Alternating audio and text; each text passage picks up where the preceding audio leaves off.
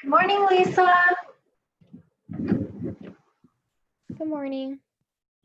Morning, Brenda.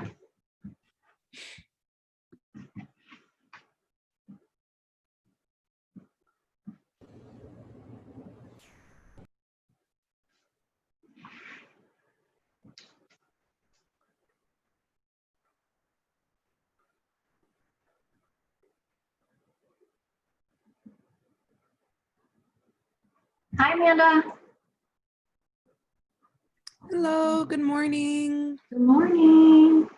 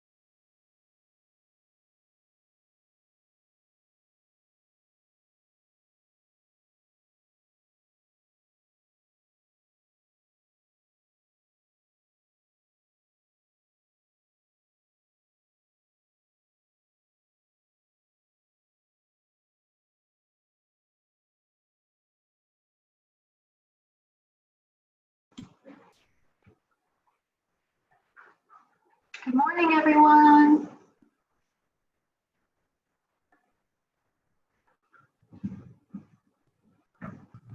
Good morning, Nicole. I like it.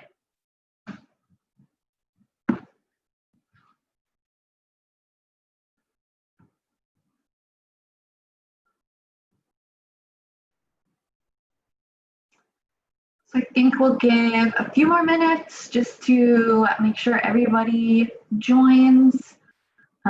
Bridge leaders, if you could just help make sure that all of your students, once we get a few minutes in, all of your students are on. That would be helpful. Good morning. Morning.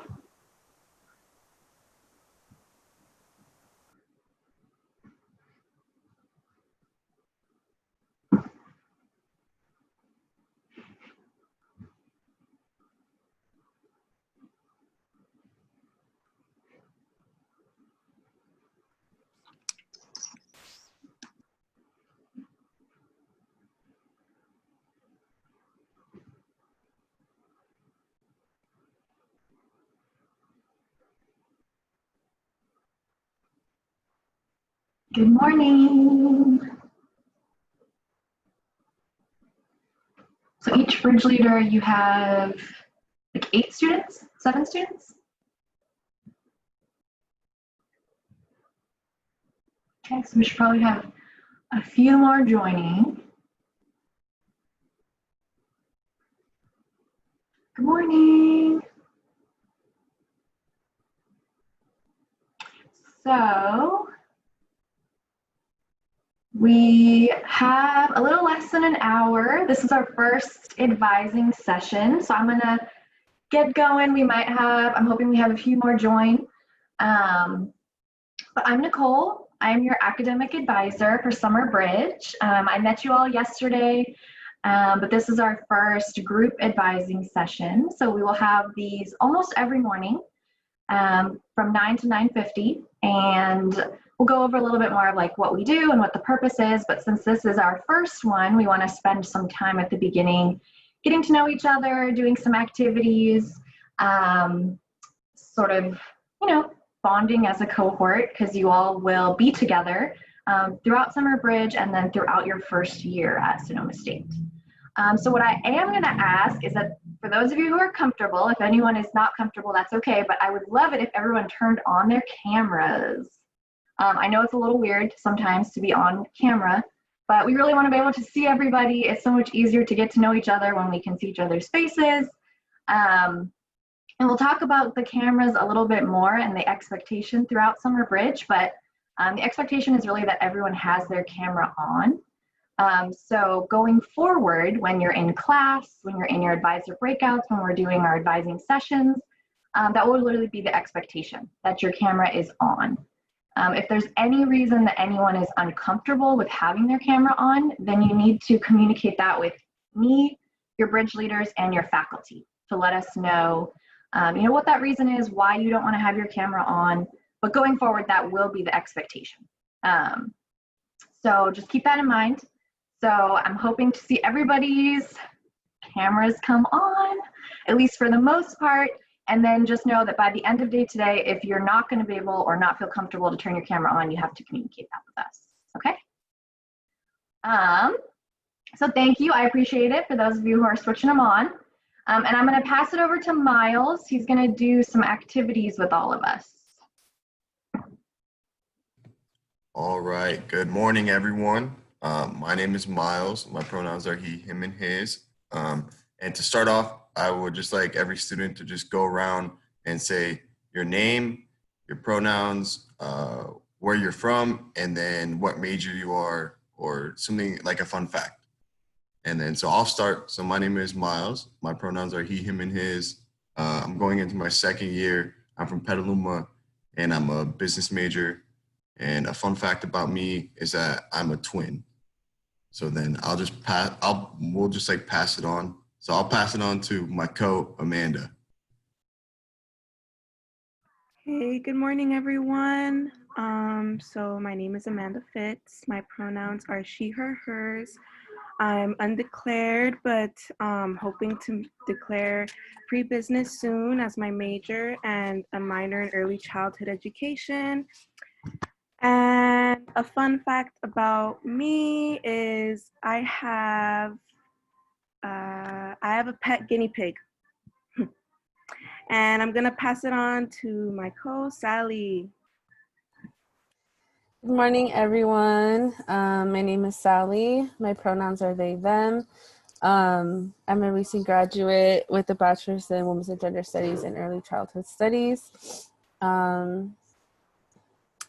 And a fun fact is that I have a web piercing. And if y'all don't know what that is, it's a piercing under your tongue. And I think it's pretty cool.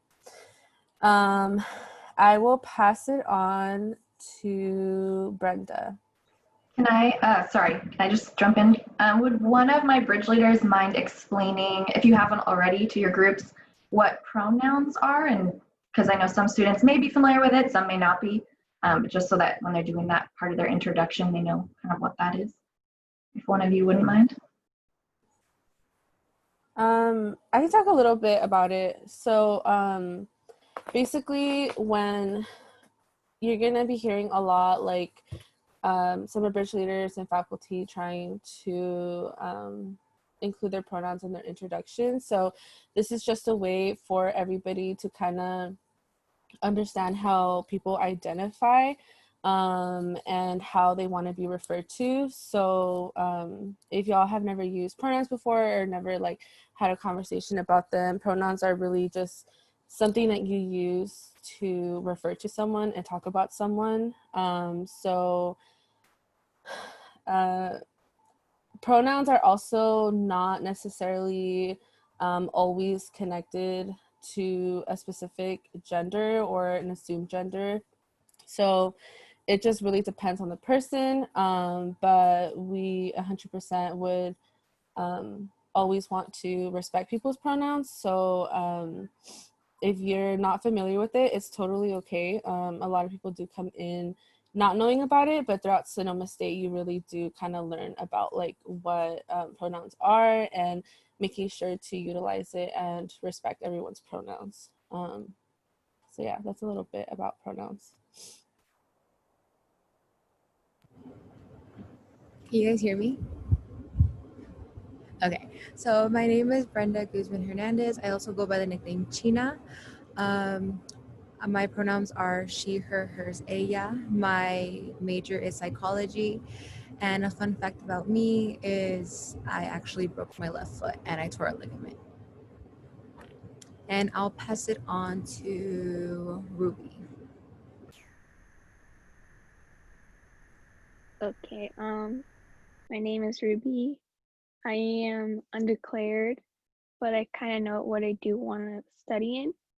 And a fun fact about me is that I do not like coffee. And I'll pass it to Emily.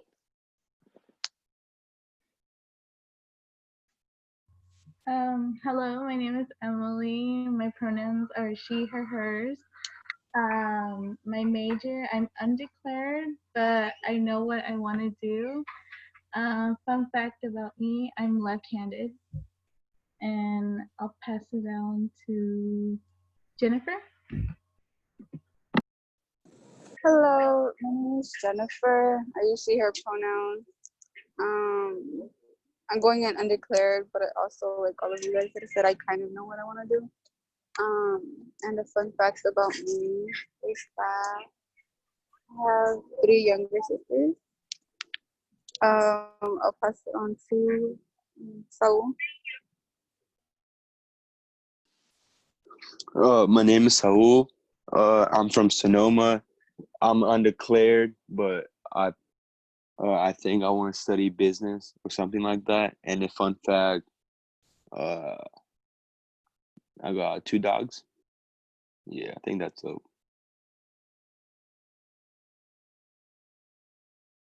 I'll pass it on to Indigo. Hi, my name is Indigo. Pronouns are he, him, his.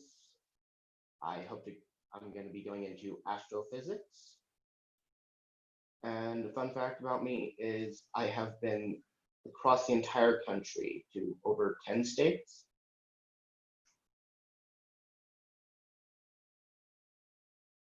And I'll pass it to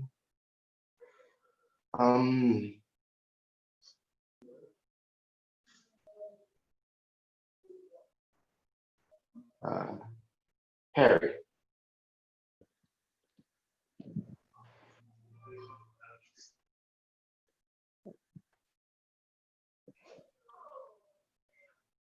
Hello, my name is Perry. My pronouns are he, him, his. My major is undeclared. And a fun fact about me is that when I cry from my left eye only. And I'll pass it down to Lisa. Hi, my name is Lisa. I was born and raised in Santa Rosa. My pronouns are she, hers, or hers. The major that I'll be doing is sociology. And a fun fact about me is I'm trilingual. And I'll pass it to Daisy.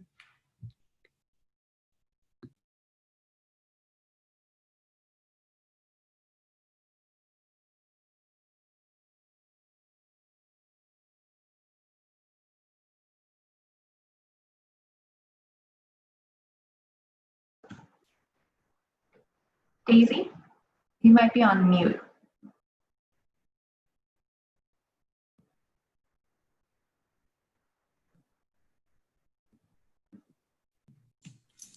Some students may be like busy doing something, and that's probably why they turn off their camera. Does anyone else that hasn't gone want to volunteer to go next? I'll go. All right. Hello, my name is Ruben. I'm from Calistoga. My pronouns are he, him, his. I'm going undeclared. And a fun fact about me is I have 2 twin siblings. Then anybody could volunteer to go next. I can go. Hi, my name is Angelina, and my pronouns are her, she. I'm undeclared right now, but hopefully I'll find it by the end of freshman year. And a fun fact about me is that I've been playing soccer for about 12 years. Yeah. I'll pass it on to Erica if she didn't go already, or anyone. I'm Erica. I'm from Napa. My pronouns are she, hers. I'm undeclared. And a fun fact about me is that I've moved houses like 7 different times. And yeah. I'll pass it on to Mariah. Has she gone?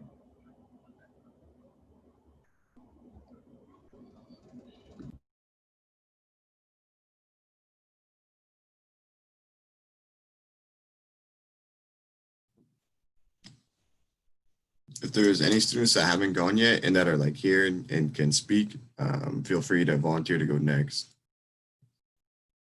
Like there's some students that just aren't here, like that's why their cameras are turned off. My name is Eurizia. My pronouns are she, her, and hers. And I'll be majoring in Chicanos and Latino studies. And a fun fact about me is that I like to volunteer. And I'll pass it on to Gemalek.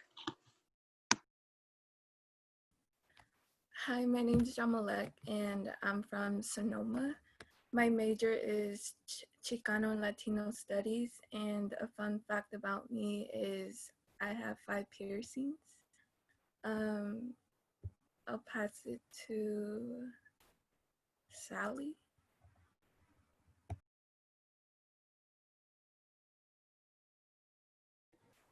I already went, so if someone else can go that has not gone. I can go.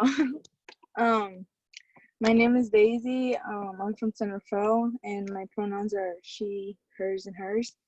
And I'm undeclared right now, and a fun fact about me is that I have 7 siblings.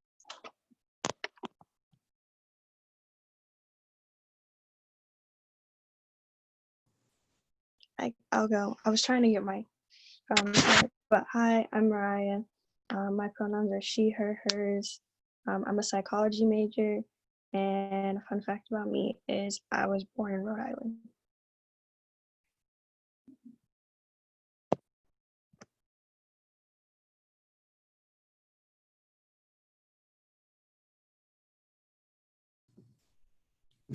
I think that maybe everyone that's here has gone. Is there anyone else that hasn't gone that is still here that would like to volunteer?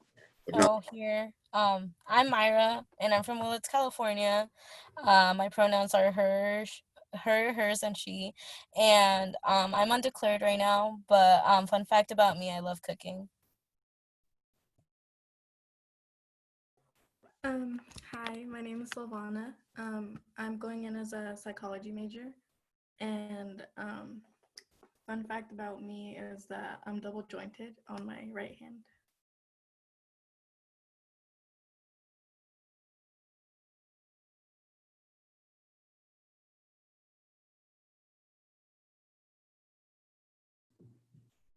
all right. Is that all the students that are here have gone?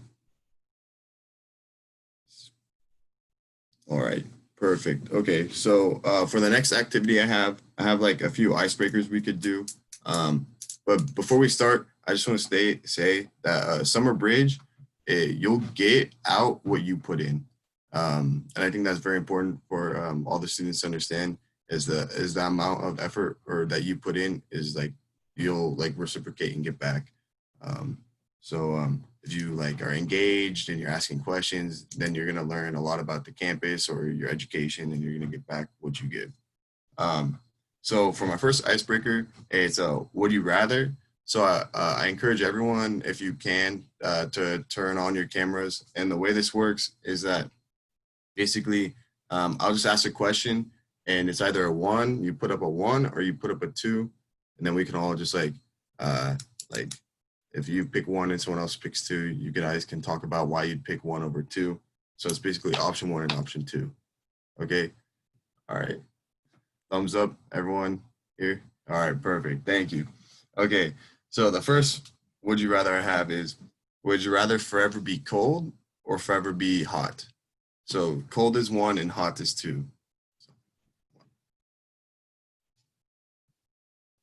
A lot of 1s, a few 2s.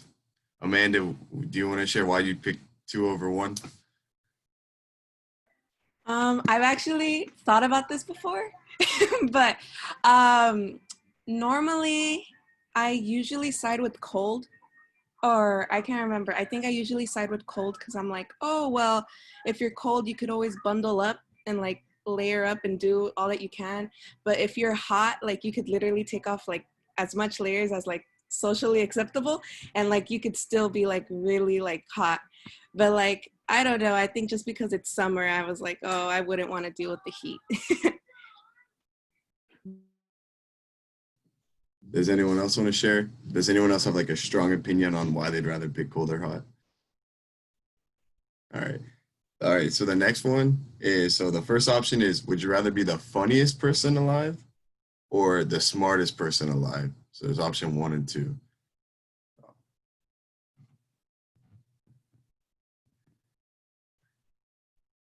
Feel like, okay, this is like an even split here. Does anybody that's a 2 want to share why they'd rather be the smartest person alive?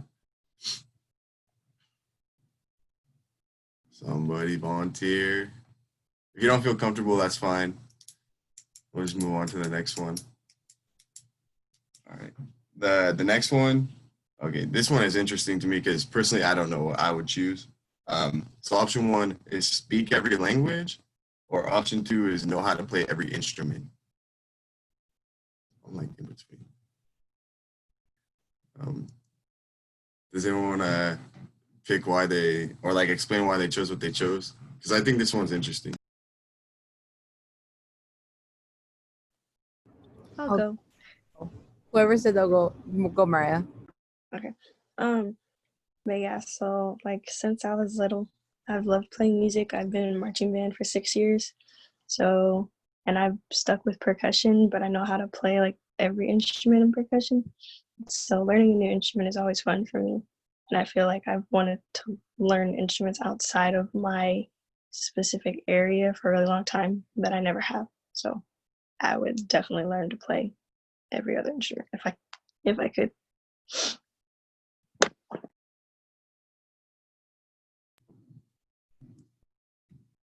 All right. Does anyone want to explain why they'd pick all like languages? Like, Sure.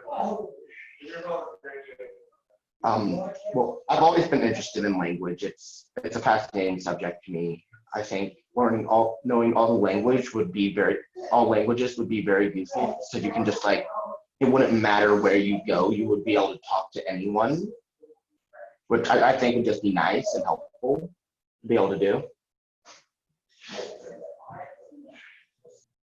yeah, I think that's a good point. Like, I feel like, I don't know, I'm like stuck in the middle, but I don't know. Because I feel like being able to play every instrument would be super cool, but also speak every language. Like, you would never have like a language barrier problem, no matter where you went. All right. The next one is, this one's pretty funny. Well, I think it is. So option 1 is, would you rather have 3 legs? Or option 2 is, would you rather have 3 arms? 3 legs or 3 arms?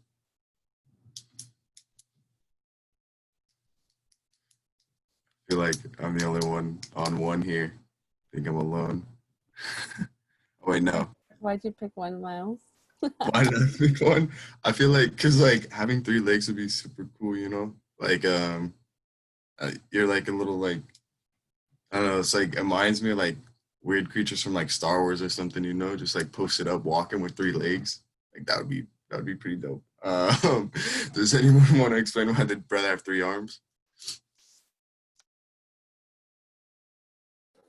I just feel like I would never struggle to like carry stuff or do anything because I think that I don't know. I feel like my arms aren't big enough, so I always struggle with like doing anything. So I think it'd be cool. I also agree with that. I think it'll be easier for me to like multitask with like more than one tool. Low key with 3 arms, you can triple task. You know, that'd be dope. Well, I think that 3 legs would just be annoying personally, because like humans developed as a bipedal species, meaning that 3 legs is just kind of an odd number and it wouldn't really work. And I think 3 arms would just be useful because you can do more. Yeah, now that I think about it, I feel like 3 arms is like having like a literal extra helping hand, you know? Okay, this is the last question before we move on to the next one. So option 1 is, would you rather have a pool, or option 2 is, would you rather have a trampoline? Like you could only pick one. So would you rather have a pool or a trampoline? A lot of ones. Few twos out there. Thank you, Ruby and Nicole, for staying with me. Does anyone want to share why they'd rather have a pool over a trampoline?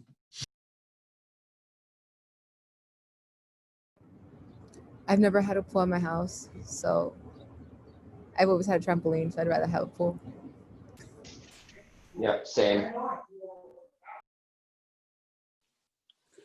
Low-key trampolines break over time. I got one in the back and that's just broken. So yeah, pool would be better. Yeah, I agree too. Pools are much better. You could throw pool parties. Yeah, and you can have people over. And trampolines, I think you hit people and it hurts.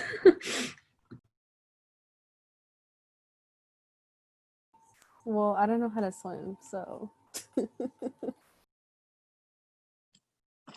I don't either, but I feel like the luxury of being able to just like get in the pool would be cool. Because I don't have a pool either. So Yeah, you can always like post up with like floaties and stuff, you know, just little doggy paddle, whatever you got to do out there in the pool to refresh.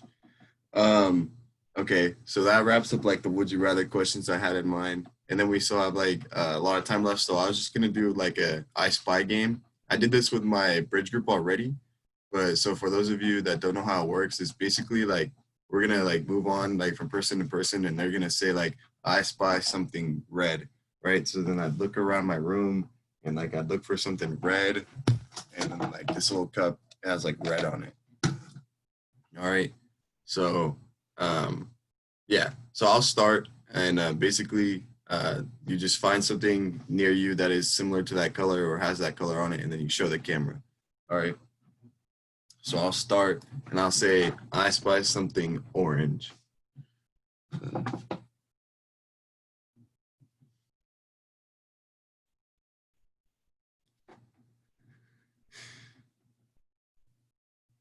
Everyone's like looking around.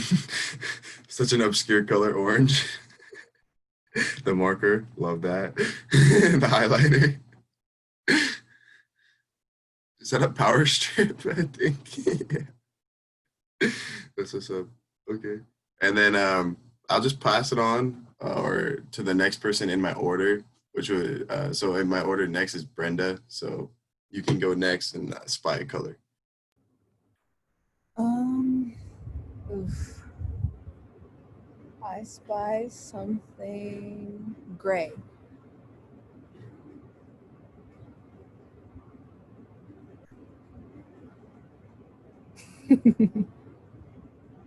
The pillow is me.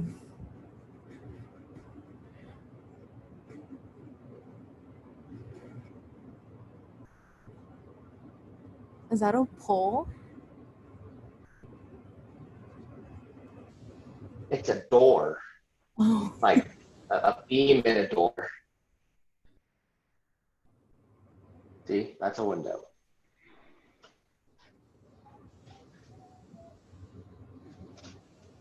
Okay. I'll choose next person basically, which is Nicole. I spy something black, which is my mouse.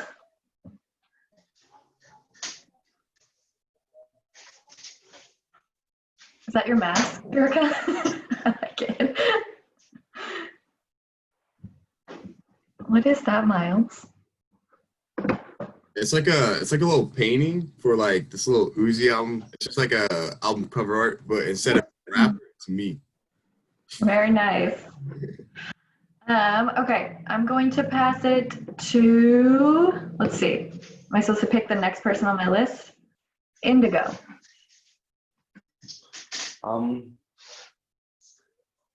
I spy something silver.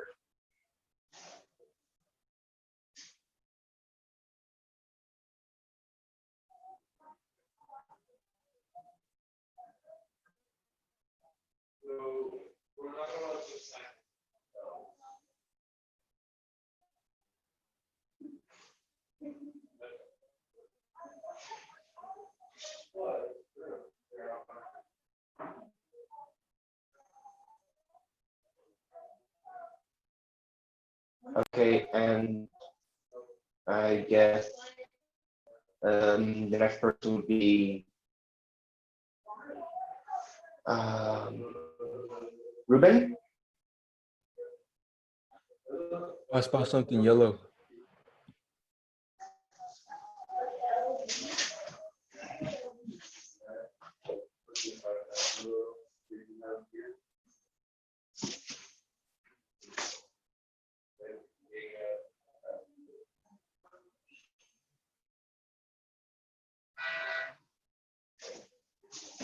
Love the sunflower, Amanda. So that's the me.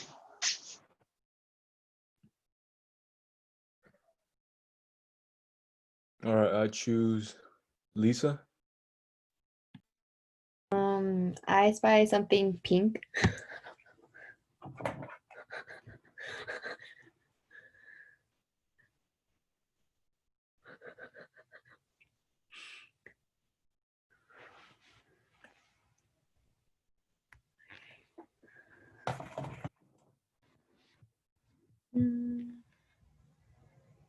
I choose Daisy.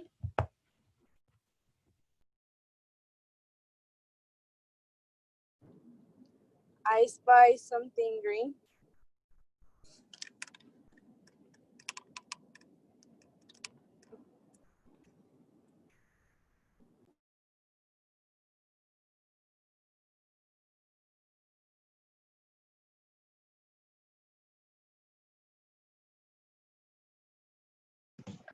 Brenda, I thought that was a cabbage that you had in your hand at first. I was like, where did you just randomly pick That's up? what I thought too. I was like, wait, what?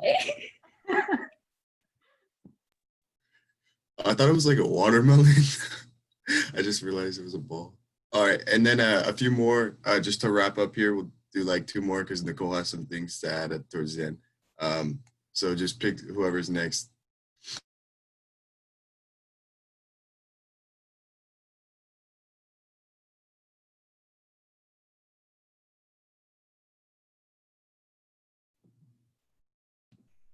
Wait, who's the last one that just picked the color?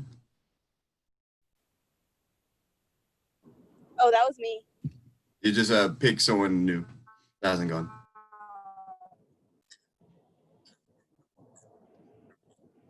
Um, Saraí.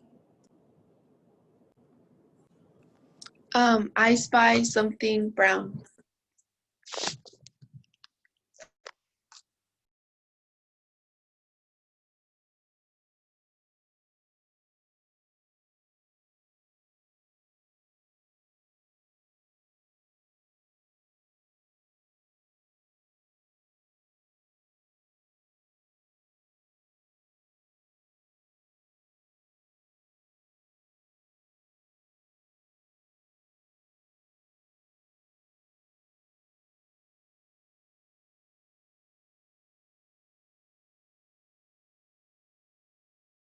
And then we'll do just one more. And does anyone want to volunteer for the last one that has like a crazy color in mind that hasn't gone yet? That just wants to send it here. Somebody, don't make me pick, please. I'll go. So I spy something with a wait, hold on. With a red stripe.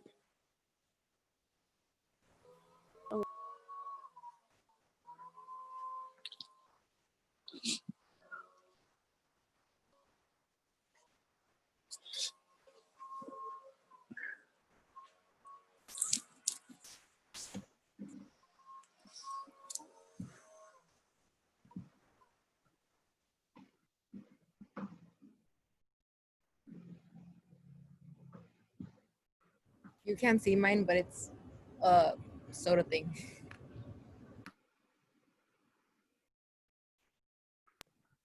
All right, then. I think that wraps up our icebreaker activities for today. Leave the last little 20 minutes here for Nicole.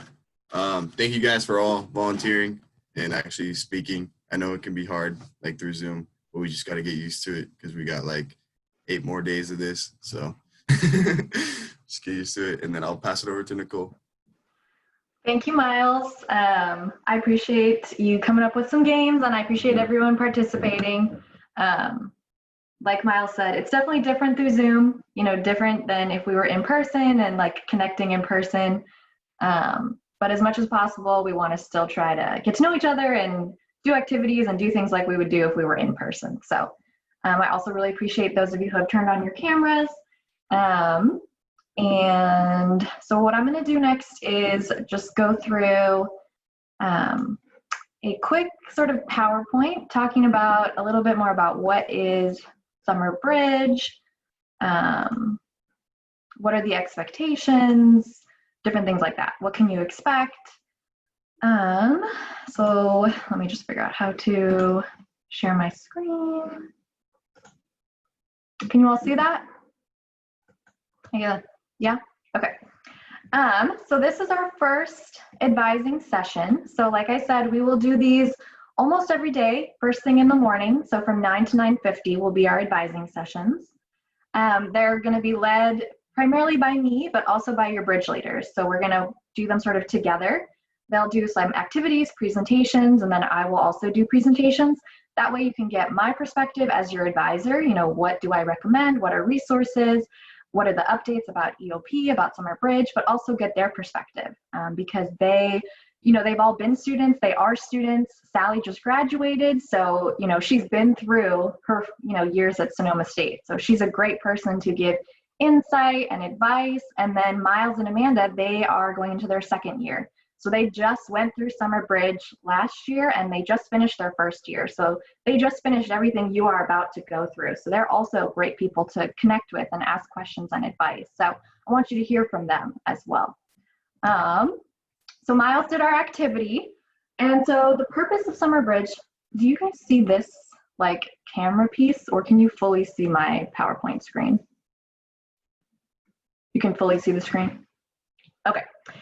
So basically the purpose of Summer Bridge, so like we talked about yesterday in the welcome, it's to prepare you and help you transition into your freshman year at Sonoma State, but also just to Sonoma State in general. So during Summer Bridge, we will do all the technical things. So we will make sure that you understand your financial aid. We'll get you registered for classes. You meet your advisor, and so you meet your cohort, this is your group, your cohort that you're in together right now. And the reason why we want you all to get to know each other now is because you will take classes together during your freshman year. So we'll go over that when we do registration, like what specific classes you take together. But the idea is that you build your community here at Summer Bridge, you get to know this group of about 30 people, and then you all go into classes together in freshman year. So that way you start your freshman year already knowing people in your classes, and already sort of having that sense of community and some friendly faces. So we want you all to get to know each other. Likely you'll get to know your small group really well. I'm sure your bridge leaders can talk about how they're still friends with people that were in their bridge group. And so it's really a great opportunity to connect with people and just share what you're nervous about, what you're excited about, what your questions are, because I'm sure if you have questions, other people have those questions too.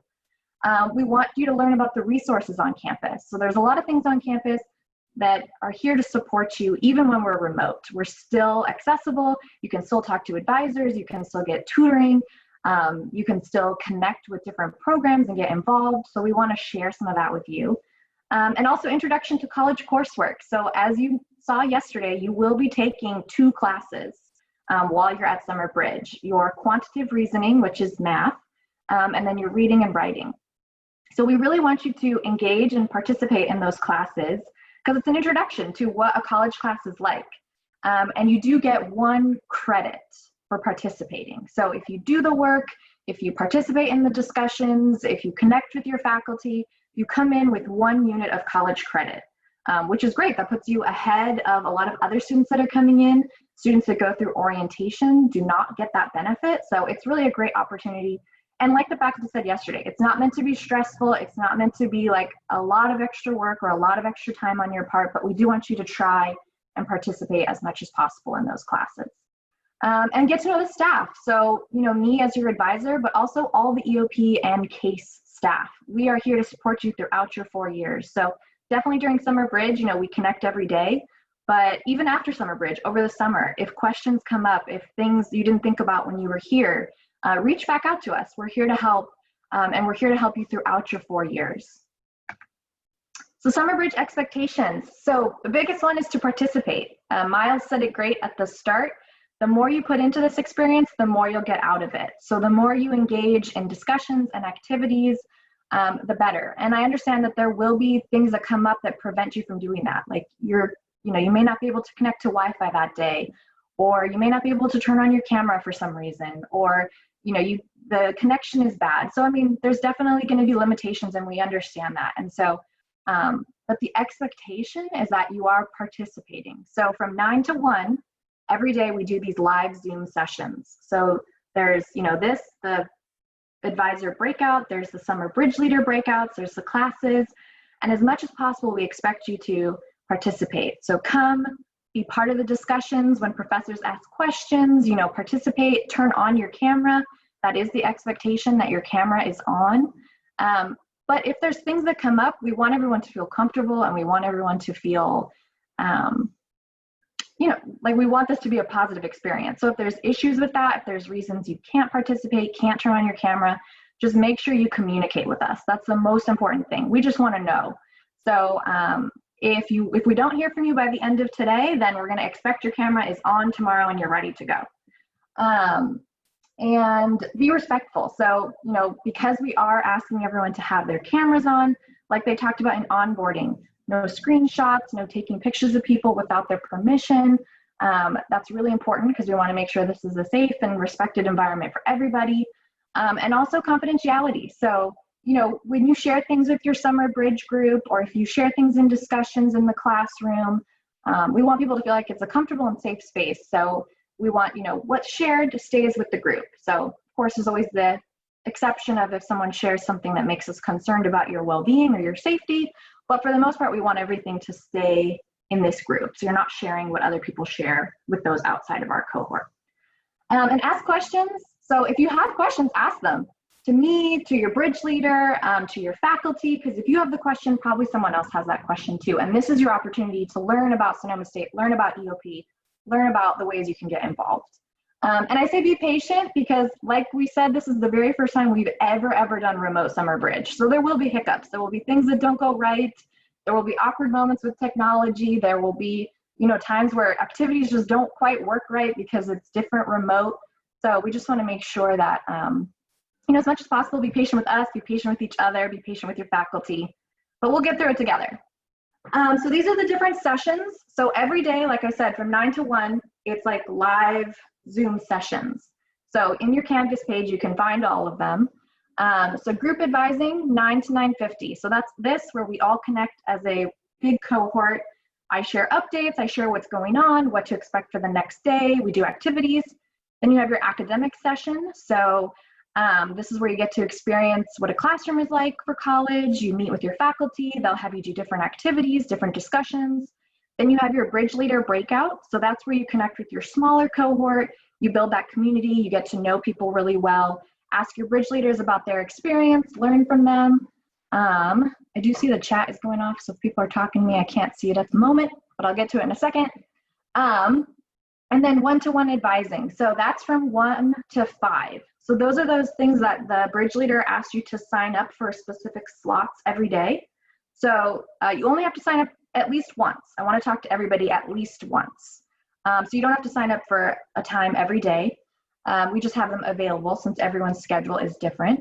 So every day during your bridge leader breakout, your bridge leader will let you know and remind you if you signed up for a time that day. So they'll say, oh, Brenda, you're the one I can see. So Brenda, you're seeing Nicole today at 3 o'clock. And so at 3 o'clock, you would just go into that Zoom and then you and I would check in. It's about 20 minutes. It's just a chance for me to get to know each of you better individually, for you to ask individual questions and us to just connect.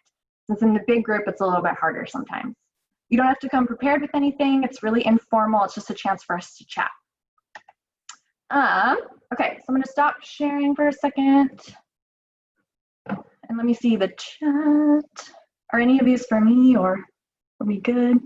And if issues come up throughout the day, so if your Wi-Fi goes down, if you have to go, just make sure you're communicating with us. Email the Summer Bridge email if it's gonna be like you're unavailable all day.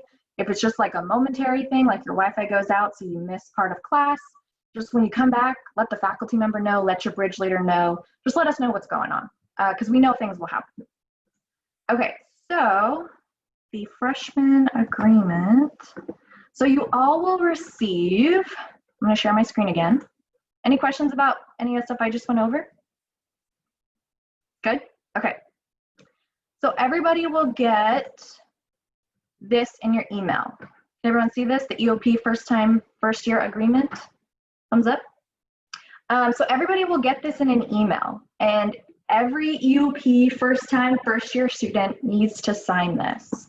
And this is basically what you are, it's what EOP is providing you as a program, and then what we expect back of you as a student. So it'll be important to, read through this, see what the expectations are. It's nothing, too crazy, and really the expectations are meant to just really help you know how to engage in the program. So as an EOP student, you receive an EOP grant.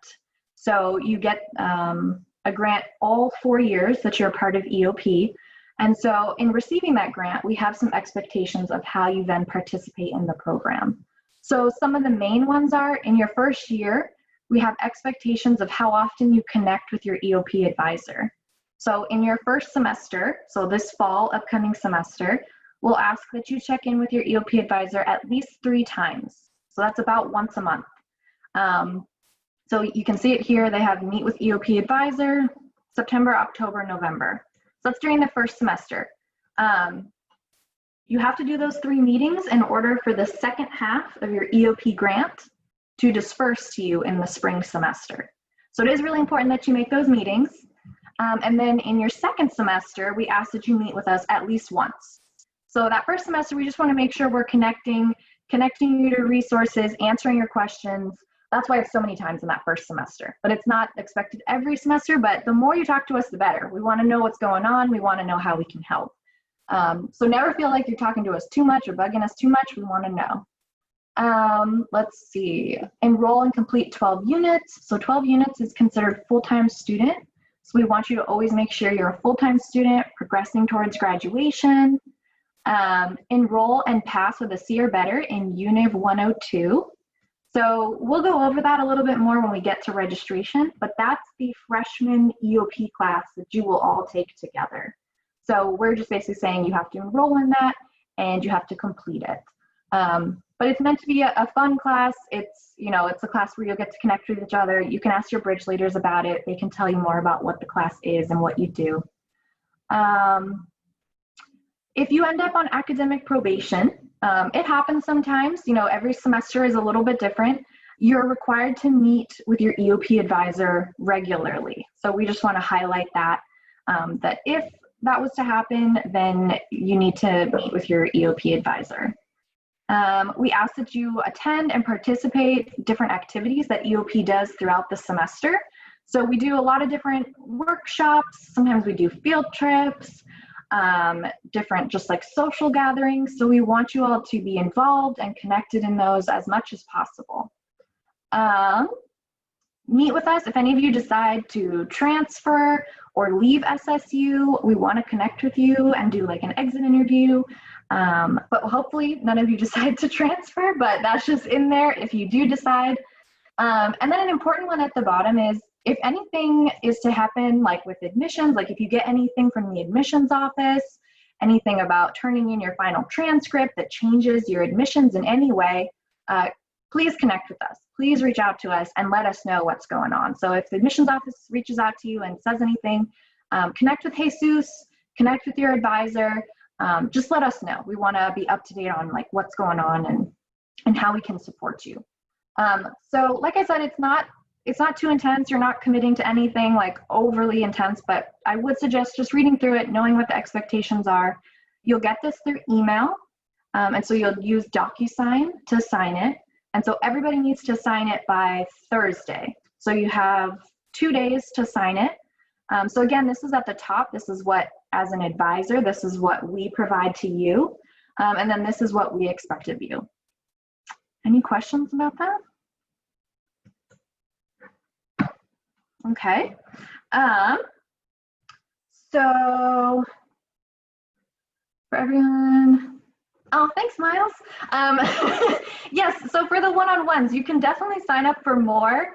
I want to make sure I see everybody at least once. So if I haven't seen someone yet and I've seen you multiple times, I may ask like, hey, can I, take you out to meet with someone I haven't met with yet?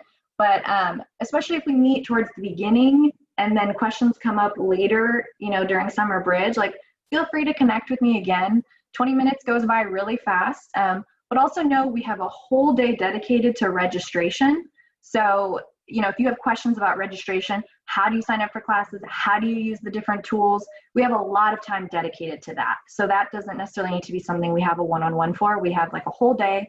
We have a whole time dedicated to go over your financial aid, very specifically help you do the math, help you figure out how much you would maybe owe or how much money you're going to get back. So we do have a lot of things that you don't necessarily need to feel like you need a one-on-one session for, but if you have individual questions about any of that, then definitely let me know. So the one last thing I want to go over, and then I will give you all a little bit of a break before you start your academic session, is I want to quickly go over the Canvas page and just sort of walk through like what is on there. So like I said, every day from 9 to 1 will be these live Zoom sessions.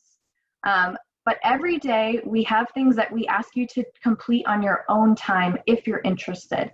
We hope you do it. It's really valuable information, but you can do it sort of on your own schedule. So for example, if any of you are interested, from 1 to 2 is one of our cultural affinity groups will be meeting. So if you're interested in participating in that, you would just go to this link to join. So it's not required, but if you're interested, we want you to participate in those. This is the advising link. So if you're signed up today to meet with me, this is where you'll click at your time, and then you'll get put in a room with me so we can talk one-on-one. And then these are the things that are complete on your own time. So we've prepared activities to learn about every CASE program. So EOP, Puerta, Disability Services, the Dream Center, MESA, Seawolf Scholars, which is the program I'm also a coordinator of, TRIO. So these are things that we would hope you would watch. They're really valuable resources that may apply to you. So we want you to learn about them, watch these videos, and then reach out to these programs if you have questions, or reach out to me or your bridge leader if you have questions. And then this is your homework for your classes, which is complete on your own time. So every day after we get to that 1 p.m., you'll find things listed on the Canvas that are complete at your own time. There'll be things about the library, different things on campus. So just want to make sure you know about those. Like I said, the more you put in, the more you get. So even though those are complete on your own time, we hope that you do them, watch them, engage in them, because when we get to the academic year, they will be really valuable resources for you to have and help you sort of transition into your first year at SSU. So I know that was a lot, but I wanted to make sure you had a little bit of a break. So basically from now until 10, you have a break before your classes start. You stay in this Zoom for your class. So if you want to turn off your camera during the break, that's totally fine. Just make sure you turn it back on at 10 when the faculty comes in. But I'll hang out until 10 if anybody has any questions that they want to ask me about what I just went over. But otherwise, that's all I got for today. And I'll see you all again if I have a one-on-one with you this afternoon or tomorrow at 9. But I'll hang out if anyone has any questions about what I just went over.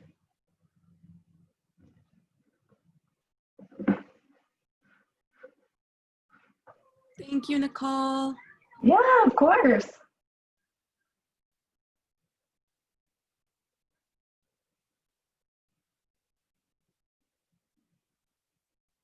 Oh, Nicole, I have a question. Yeah.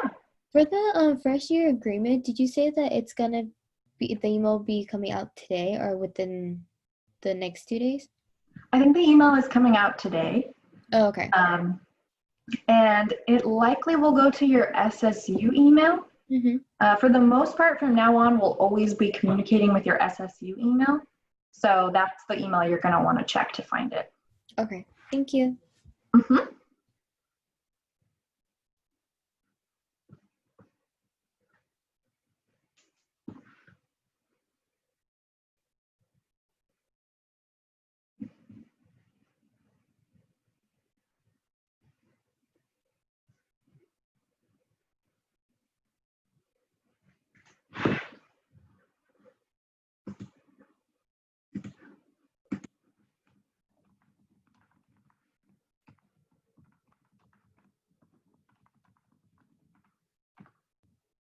Also, if anyone is, oh, that is incorrect.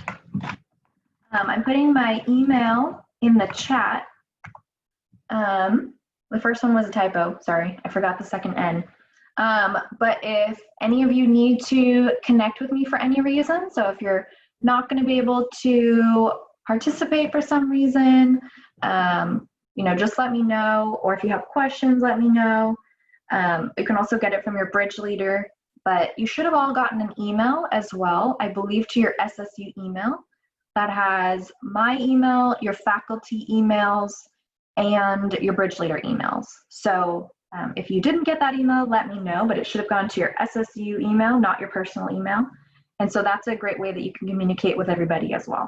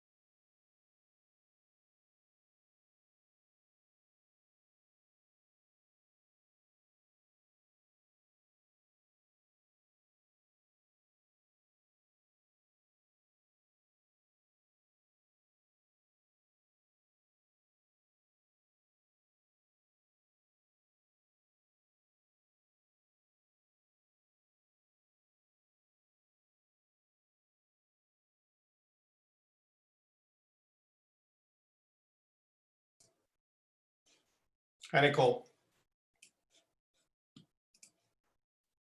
I'm on mute. Hello. How are you? Good, how are you doing? I'm doing great. Good morning, everybody. So I let them know that they have a little bit of a break until 10 and then told them all to come back. But since you are here now, unless I'm going to switch the host over to you so that you can control everything. And then I was going to hop off unless you need anything from me. I think I'm good. Thank you for everything. Of course. Have a good day. Thank you. Bye, everyone. See you tomorrow, or possibly see you today for our one-on-one, or see you tomorrow at 9.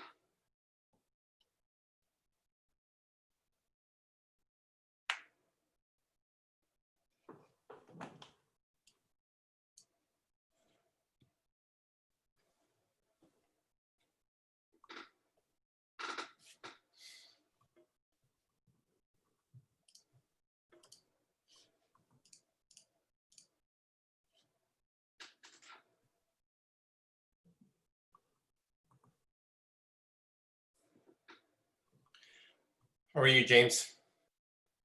Good. How are you, Daniel? I'm doing great.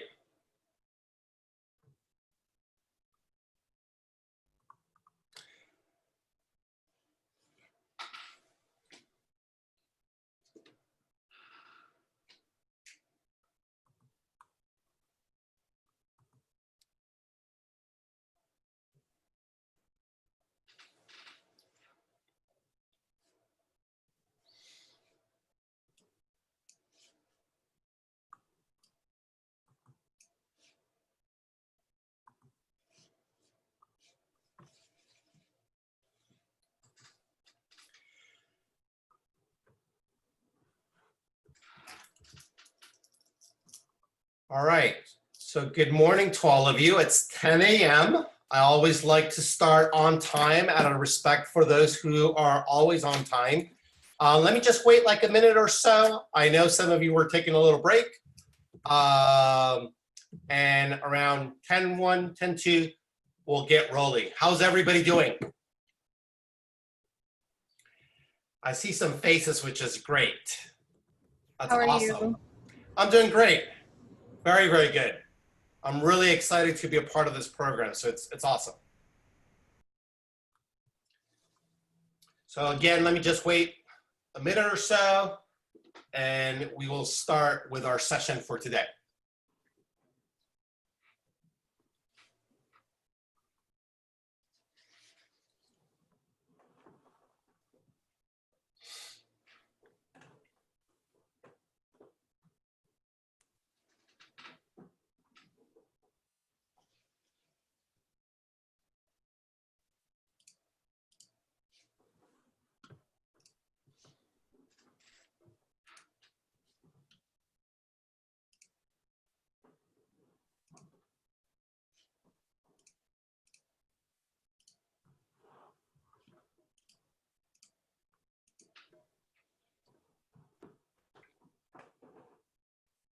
All right, so let's get started. I want to welcome you to day 2. I'm really excited that you are all here.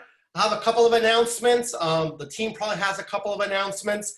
So let me first turn it over to Professor Logan and just get a sense if he has announcements, and then we'll go ahead and turn it over to the peer mentors, see if they have any general announcements, and then I'll share my general announcements. So Professor Logan, do you have any announcements? Only that we're just going to pick up where we left off yesterday and continue with the data collection exercise and do further with that. That will Wonderful. At 11 a.m. Excellent, excellent. Peers, peer mentors, Amanda, Miles, Sally, do you have any announcements for our students or for Professor Logan or for myself? No, I think I'm good. I don't know if yeah, we're good. You're Thank good? you. Okay. Amanda, Miles? I don't have any specific announcements or general announcements, just that I hope that all students stay engaged and really focused here during the academic portion because it is worth a unit. That's great. And you're sort of piggybacking on some of the points that I actually wanted to deliver in my announcement. So thank you for sharing that. Amanda? No, I think Miles said it really well. We're happy to see that a lot of you are turning on your cameras. That shows us that you're more engaged, and we hope to have a good session. That's wonderful. So yeah, that was my first announcement. I needed to see most of you, your faces. This is really, really important. Establishing a dialogue and a discussion without seeing folks is very, very difficult. I am a people's person. Every time I lecture, I present, I'm trying to read my audience. And if I'm just seeing black screens with full names, it's very, very difficult to actually do a good job. And yes, I think if we are able to see each other's faces, we're able to be much more focused, much more engaged, and hopefully everybody will be doing this from now to the end of our session. We get it. If you need to stand up, go to the restroom, get a glass of water, you could definitely put yourself on your name.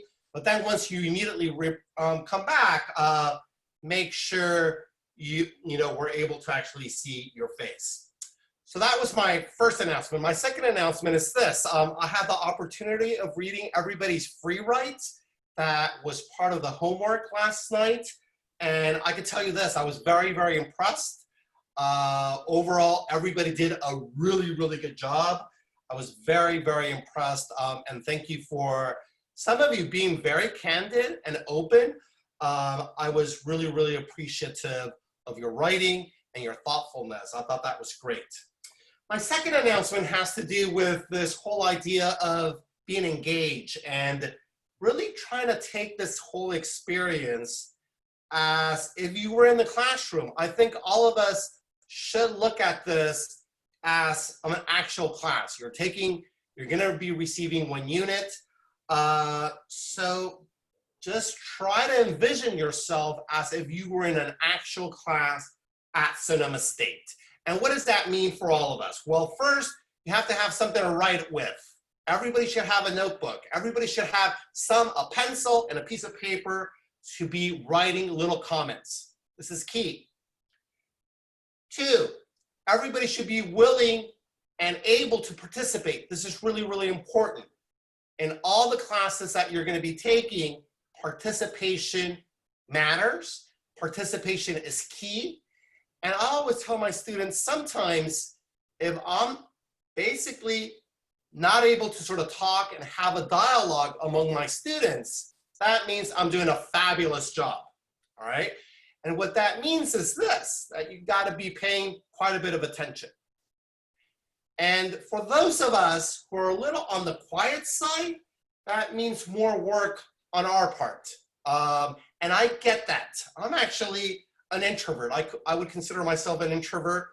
I love being just within myself. I remember when I was your age, 18, 19 years old, 17 years old, I would hate when my faculty member would call upon me. I would seldom raise my hand, but every day I work on it to really try to come out, share my expertise, and really try to convey my thoughts. The more all of us convey our thoughts, our emotions, and establish a dialogue, I think we will have a much more enriching session. So that's really, really important. And connected to being engaged is asking questions. So as all of this is sort of taking place, everybody should have questions as the dialogue is sort of moving forward. If you're reading a text, you should have questions. If you're listening somebody having a conversation, you should have questions. Make sure you raise your hand and you actively listen and participate by asking questions. And again, I can't stress enough that all of us should be in the recording mode so we can all be seeing each other as we participate and we engage in our class. All right, any questions? No questions? All right, I want to take a couple of minutes, 2 minutes, let's say, and I want to invite all of you, hopefully with a pen or a pencil, to think a little bit further in terms of this question about what education means to you. I know this was part of the free write, but some of you did this. I want to become educated because I want to have a career. I want to become educated because I want to be a professional. But I want you to dive in deeper in terms of what education means to you. So for example, if you would ask me what education means, I would tell you that it's basically liberating. And I could sort of expand on what that means. But I want all of you to go in much more depth and write just a couple of little notations in the next couple of 2 or 3 minutes, so later on you could talk much more about what education means to you. So let me do this right now. Let me invite you to just get a piece of paper or maybe on the computer, whatever you prefer, and write for 2 minutes what education means to you. So let's do that right now, please.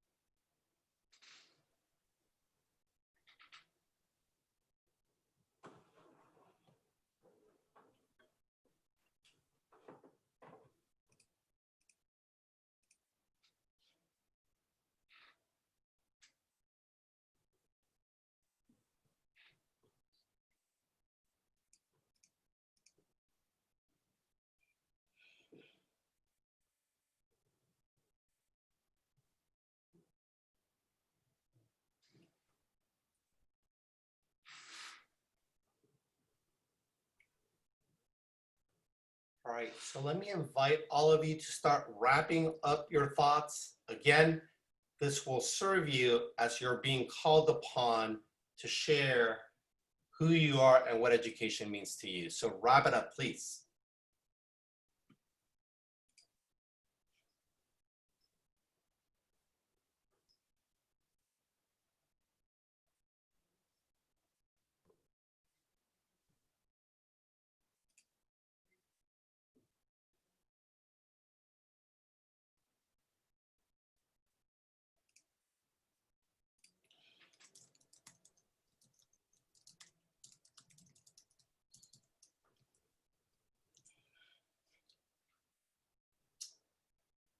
Okay, so let's have full attention over here.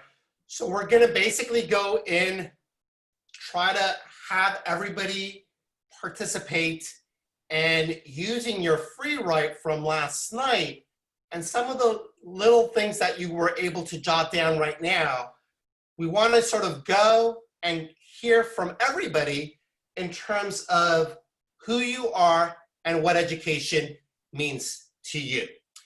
So let's go and maybe ask for a volunteer. Who wants to start us off? Anybody? I could go. All right, is this Brenda? Yes, I even recognize the face already, which is great. I love your free write, by the way. So please. So, well, once again, hi everyone, I'm Brenda. I also go by the name China. The reason why I go by China is because I have really curly hair. When I was a baby, I actually had really, really kinky hair and it was very frizzy. So that ever since then, it just stuck. On a daily basis, I enjoy singing and making others laugh. To me, singing is a way that how I relieve my tension and just stress.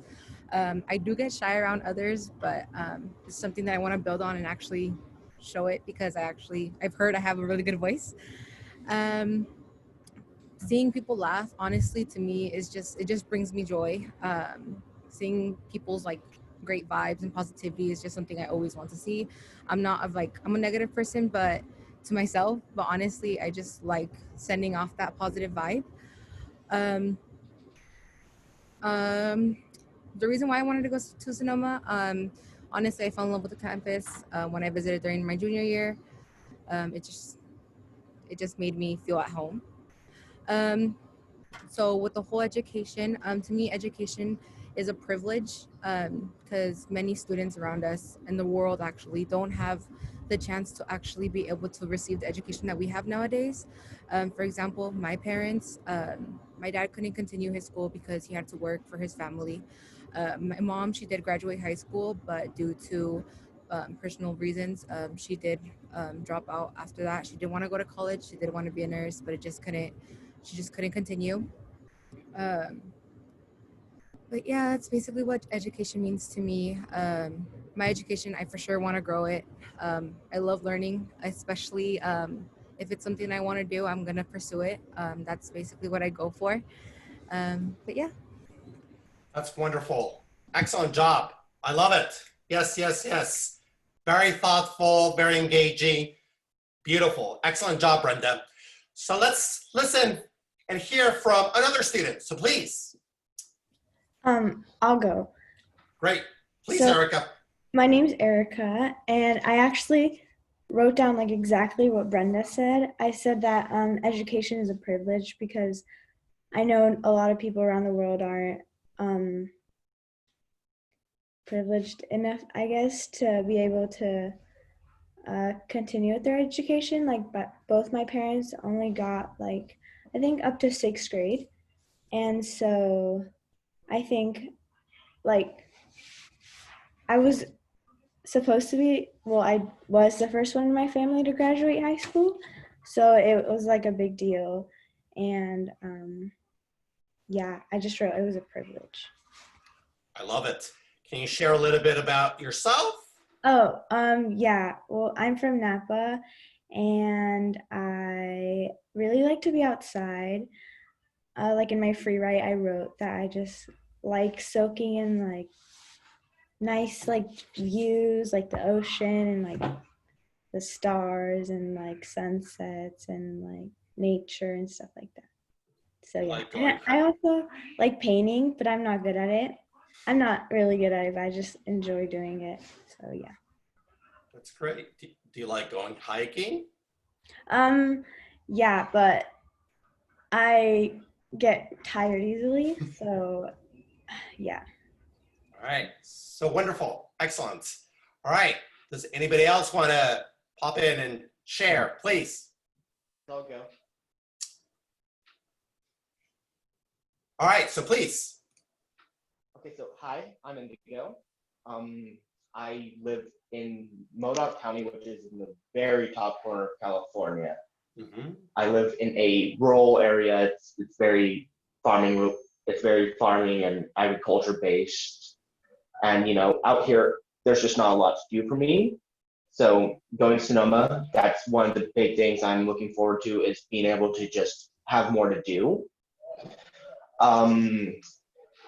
Education to me is a means for me to achieve my goals, a way for me to advance my knowledge and understanding of the world we live in, and a way for me that will allow me to find some of the answers that as humans we don't know yet.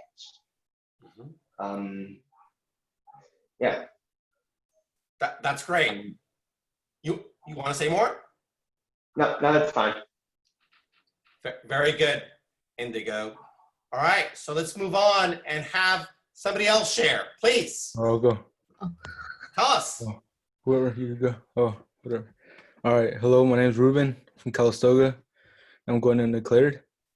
And what I wrote was, to me, education means the path to success. Education allows you to have more of a professional look and gives you skills and allows you to have different points of views on things in life. Education also helps you become a better person and be more open to new opportunities. So wonderful. Yeah. Can you share a little bit more, just besides saying that you're from Calistoga? Oh, well, my favorite sport's football, and a fun fact about me is I have 2 twin siblings. Ah, very cool. Excellent. Very, very good. What was your name again? Ruben? Ruben. Yeah. Very, very good. All right. So please, who else?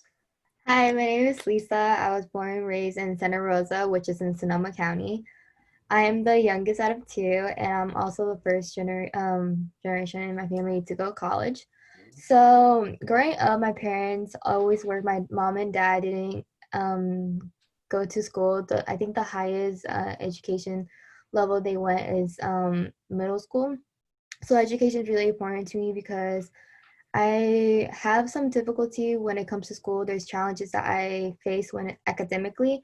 So for me, then to go to school and to get the diploma, that proves to myself that I can overcome my limitations, and I want to become a role model to those who also face those similar difficulties, so that I can tell them that we can make it, but there are going to be challenges throughout the journey. But to still continue striving and wanting to learn. And I'm a curious person. I always love to learn. So that passion of me being curious and wanting to learn always strives me to continue on. I love it. Very, very good. Role models. This is something that I have heard throughout your presentations, which is really, really important. You want to serve as a role model to your siblings, to your local community, et cetera, et cetera. So I love that. That's a great idea. Kudos to all of you. All right, so please, who wants to step up to the plate? I'll go. Please. So hi everyone. I'm Mariah. My major, I plan to major in psychology. I was born in Rhode Island, which is on the East Coast, but I moved to California when I was really little. So I've lived out here for the majority of my life. I forgot what her name was, but she was the first person who went. I also sing, so yeah, that's a way of like keeping myself calm and just finding peace within myself. But yeah, so I sing. I love listening to music. I've been in marching band for 6 years. Nice. And yeah, so for me, I wrote down education comes with a lot of opportunity, as I've heard, and for my parents as well. I want to be able to do some of the things that maybe they weren't able to do when they were growing up and just make them proud. But yeah, I also agree that being educated allows you to be more open-minded. You have a different perspective on certain things. You're able to dig deep within yourself and find what you believe. So, yeah. I love it. Thank you for sharing. Do you miss Rhode Island's winters? Yeah, I do. Winter is also my favorite season because I was born in December. So, yeah. Yes, I remember your free write for sure. Yes, excellent. So welcome. All right, who else? I can go. Please. Okay, so my name is Emily Gonzalez. I'm from Stockton, California. I'm the youngest of 4 siblings. And to me, what education means to me is a privilege because it opens new doors instead of closing new doors. It also like some parents or like students are not able to complete their education because of family like struggle and everything like that. But like once you have education and stuff, you don't struggle. You don't have your future family to struggle. You actually thrive for success. Very good. Excellent. So thank you. Who else wants to go next?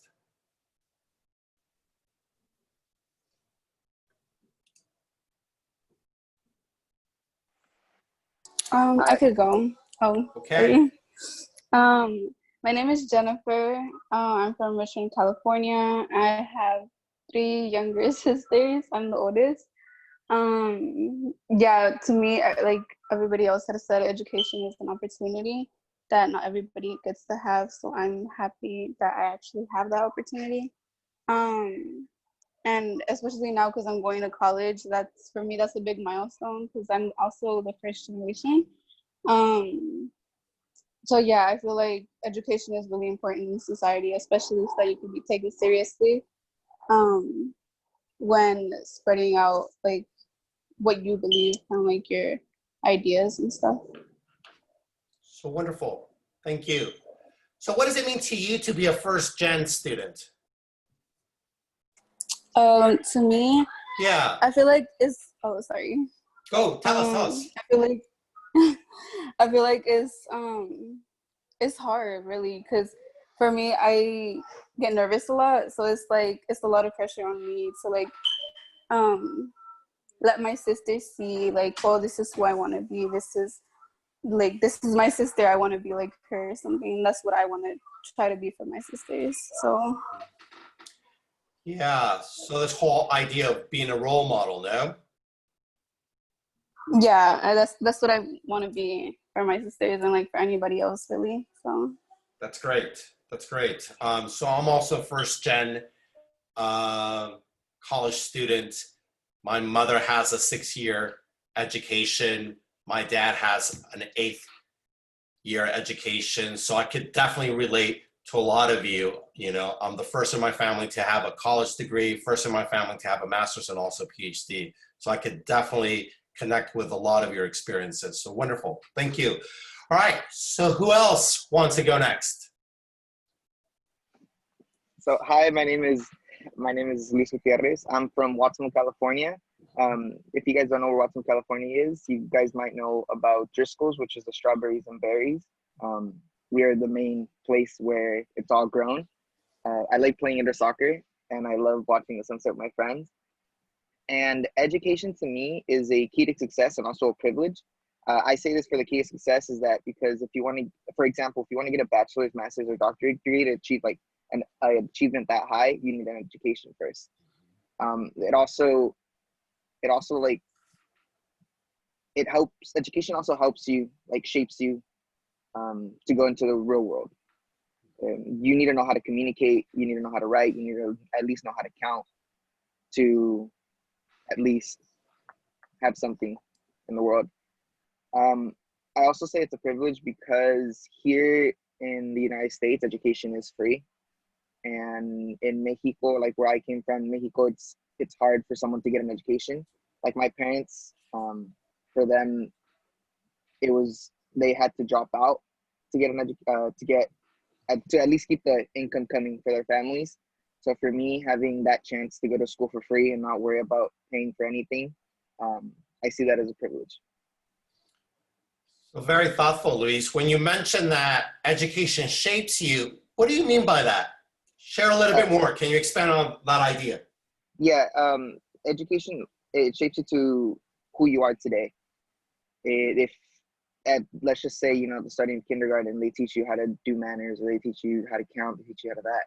But if you didn't have any of that, like as of right now, you would have trouble. But if it wasn't for education, then you would be kind of struggling to just try to get notice of what is around you and how to communicate. How hot is it in Watsonville today? Right now it's like 68, 70. It's pretty cold right now. Wow, that's not common. It gets really hot during the summer, doesn't it? Yeah. All right. So very good. Welcome. All right. So who else wants to participate and share a little bit of what education means to them? So Perry, you want to go next? Yeah. So what education means to me, it's like a personal weapon that will lead me to a great life. It will help me build character, build independence, and gain the experience from the present, and to be able to teach the people around me the right way. I love it. Very, very good. Can you share a little bit about yourself? Yes, so I live in Oakland now, but I'm originally from Fujian, China.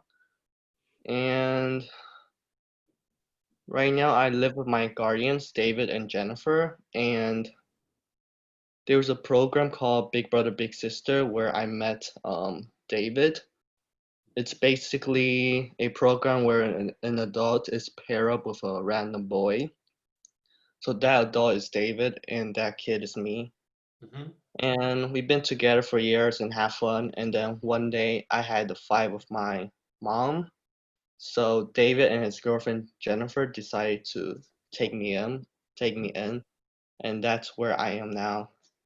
And yeah, it's a privilege to have education because of them. That's awesome. Yeah. Are you looking forward to attending Sonoma State? Yeah. Excellent. So good. Thank you. Very, very good. Excellent. All right. Who else? Who are we missing?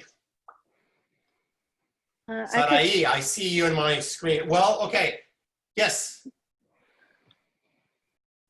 Should I go? Go. Okay. My name's Hallie. I'm from Hayward. And I guess something about me is that I really like nature and animals. I used to actually go to a farm where I had like 2 horses. I've had a goat before, roosters, bunnies, and all that. And to me, education means like you get to be aware of your rights and the law, which allows you to like not be exploited, and you can stand up for yourself and others, and things like that. Okay. So very, very good. Okay. Who else?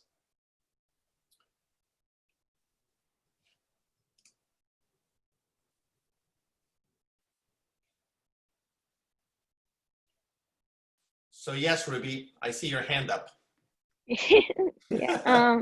So sorry. Hi, my name is Ruby, and I was born and raised in Santa Rosa, which is in Sonoma County.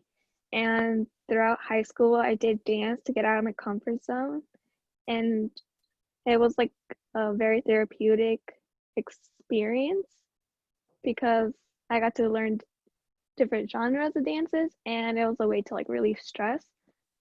Um, Education is like very important to me. It's something I value because one, I enjoy learning, and it just opens many opportunities, and it's also, and like overall, like under the situation we are right now, I think we should all always be educating ourselves, even though sometimes we don't have the resources, but like it's good to like reach out to other people and they can educate you, because it kills ignorance, and then you could also understand people and be open-minded, and it's also a way to change the world.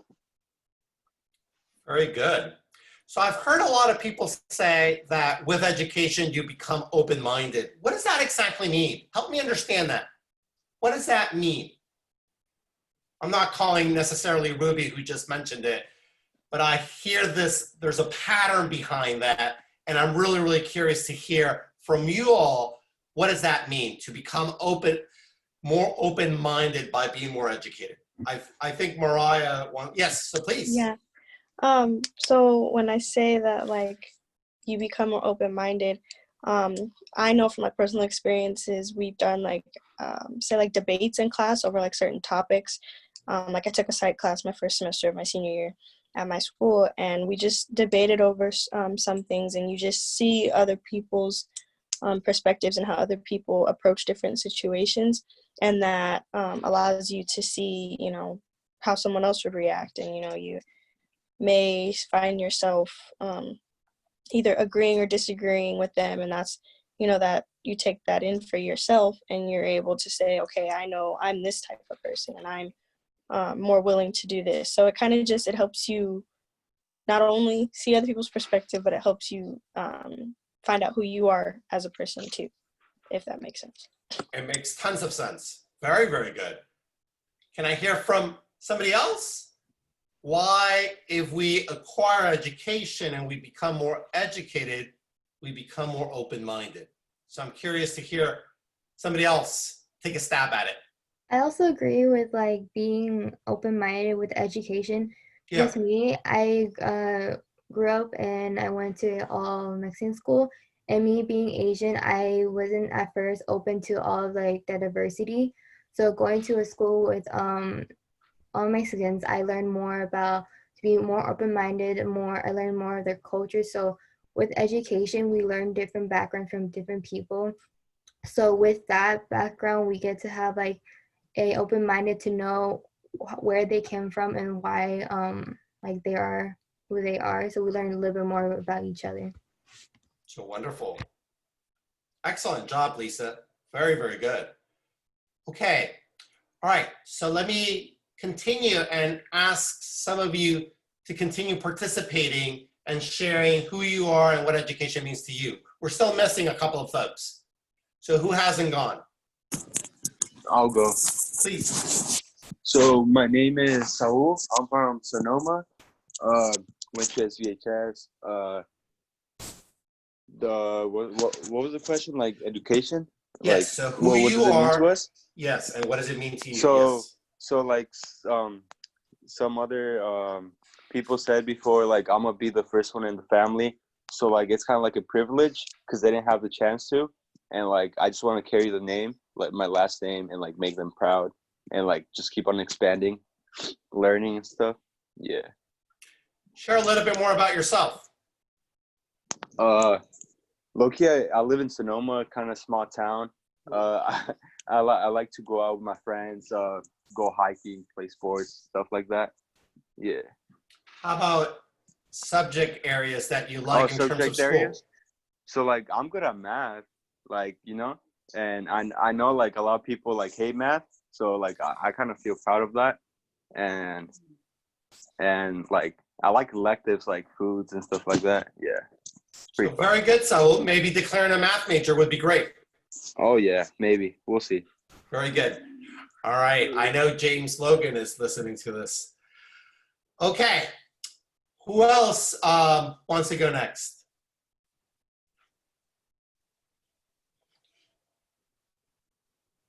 Come on. I'll go. So my name is Eurytzia. I'm from Sonoma. Some things that I like to do is hanging out with my friends, going to the beach. And like a lot of you guys said, education to me is also an opportunity to expand like my resources and get a perspective on like more things. And like my mom like didn't get to pursue a higher education. So for me, it's important like that I get the opportunity to do so. So yeah. So good. Thank you. Thanks for sharing. All right. Who are we missing? I'll go. Tell us. My name's Yamalek, and I'm from Sonoma, and I'm the first to graduate high school and attend college. And education to me means opportunity and success. It gives me knowledge about the world around me, and it gives me the opportunity to learn and grow and expand my mind.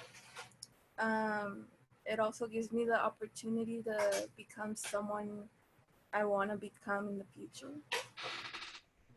Very nice. Excellent. Good job. Who else? We must still be missing some folks. Peer mentors, be prepared. You're going to be called upon too. I'll go. So yes, tell us, Albana.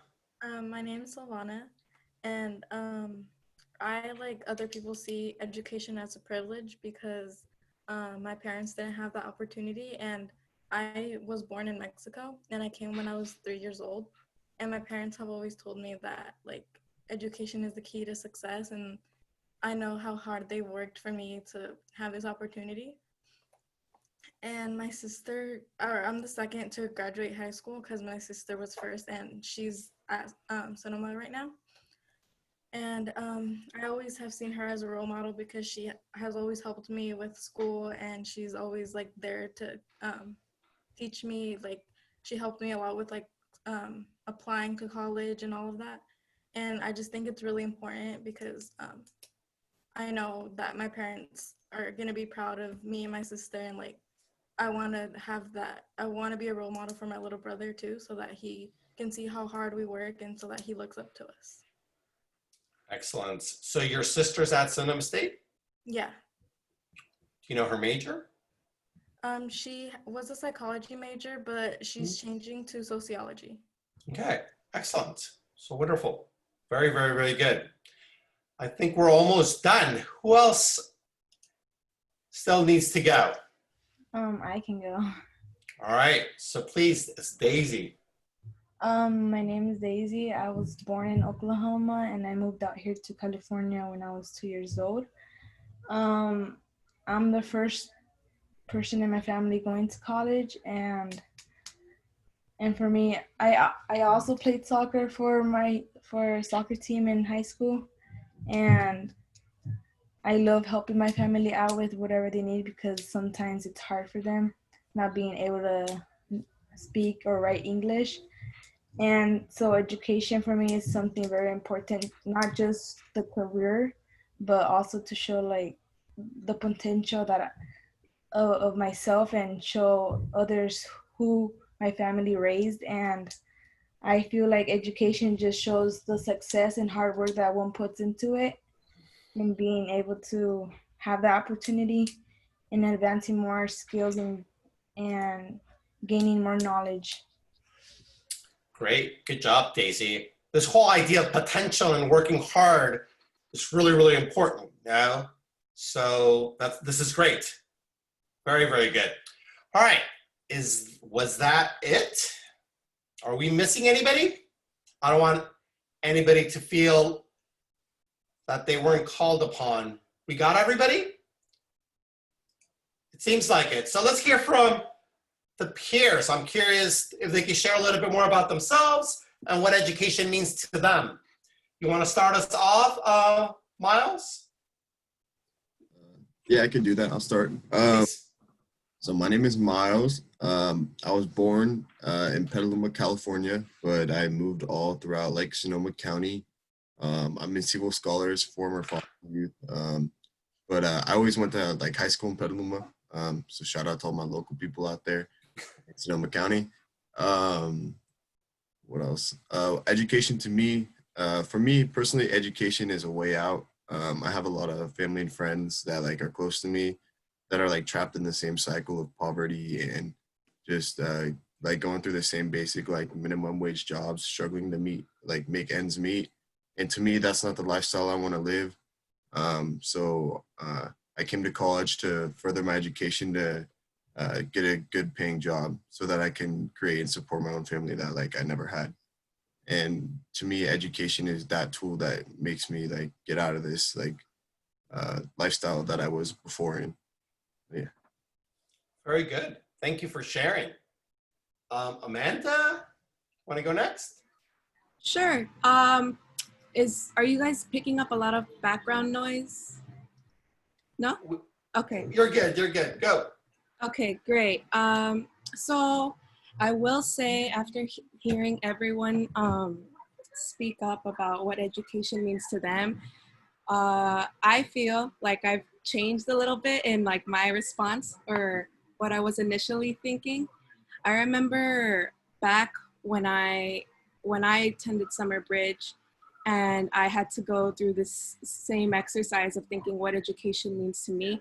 I think I wrote something about how, you know, education combats ignorance. And I tried to make it very general in the sense, but I see a lot of what everyone is saying kind of tying in with that about building on one's own perspective, opening their mindset. I also thinking about what Professor Malpica said about education meaning liberation. A lot of you saying that it's like Miles just said, it's a way out of a cycle that maybe many of us can relate to experiencing ourselves. A lot of us being the first to achieve a lot of things, you know, getting higher up on the path of education. What I'm hearing and all of your stories are kind of framing this perspective that I've now feel education. From what I'm hearing is like a lot of us come from underrepresented backgrounds, whether we've experienced some things firsthand or through our families, things such as language barriers, maybe, you know, helping our parents out, filling out paperwork they don't understand, helping ourselves out with things such as like FAFSA or paperwork that we're experiencing for the first time and we don't have people around us to help us with. I see that education is a defense for many of us. It is, a lot of us have ideas, we have perspectives, we have feelings about things that bother us in the world. And education, from what I'm hearing, and I identify as well, that education is what is going to help us build that confidence to speak up for ourselves, to advocate for the things that we see that we are living and for others. And so I really applaud you all for getting this far, and for also, for many of you, I know you're all feeling a little shy or a little nervous. I am too. I was like wiping my hands from, yeah, thank you all for sharing with us. I feel moved and definitely changed in my perspective after hearing you all. So thank you. That's great, Amanda. Full disclosure, Amanda was in my learning community last academic year, and she is awesome. So I'm so happy that she's a part of the peer mentors that are part of Summer Bridge. Sally, so please, you're next. So hi, my name is Sally. I'm from Redwood City, and a little bit about me is I moved around a lot when I was younger because my dad was just loved to live everywhere. So I went to like a different school every year. So it was so much fun to make friends, as y'all can imagine. What else? I heard some people saying that they love going to the beach, and I am with you. That's like my favorite thing to do.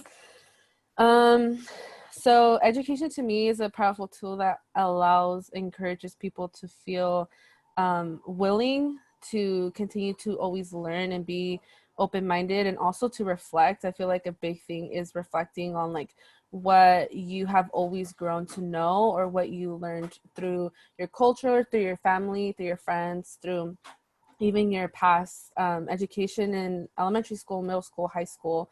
I think all of that is really important to the way that you see things. So I feel like also education doesn't necessarily mean an education environment, such as a school or campus, because like we mentioned before, not everyone has access to those resources. But to me, education also means breaking barriers, social justice work, and teaching others within your community and family as well that don't have that privilege that we all do to be here in this space. That's great, Sally. So social justice, breaking barriers. This is what for Sally education means. So notice how she has gone in much more deeper way in terms of really coming to grips of what education means to her. And I want everybody to go in much more depth in terms of what education means to you. And that's really, really important. And why is this key? Because later on for your essay, you're going to be thinking, exploring about what education means to other authors and how this connects also to you. So this is, again, we're scaffolding, we're thinking about what education means right now, but we will continue thinking about this in the next couple of 7-8 days. So don't just stop thinking about all of this, really build on this knowledge, and really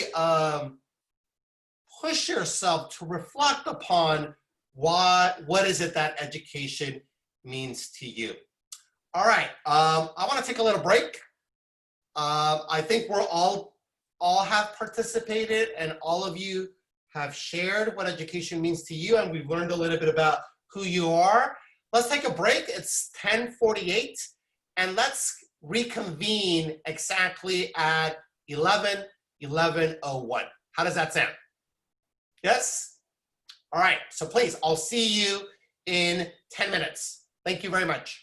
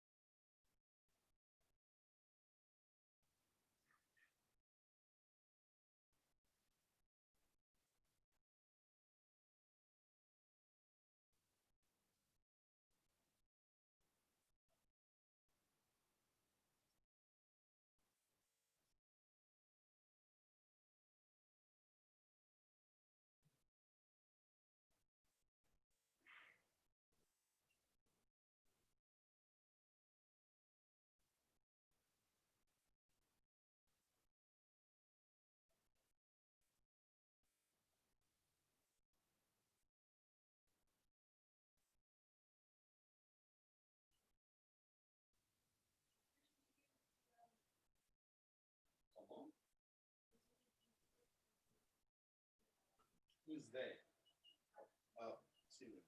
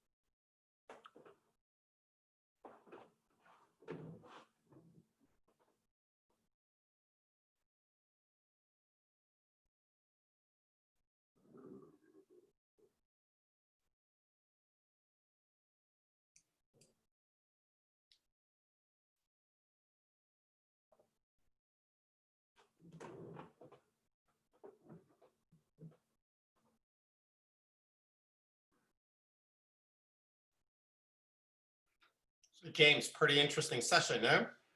Very much so, Daniel. I'm so glad that I was here to hear these I students. couldn't hear you. What was that? I was very enjoyed listening to these testimonies. They're so mature and thoughtful. I wasn't that smart when I was 18 years old. I completely agree.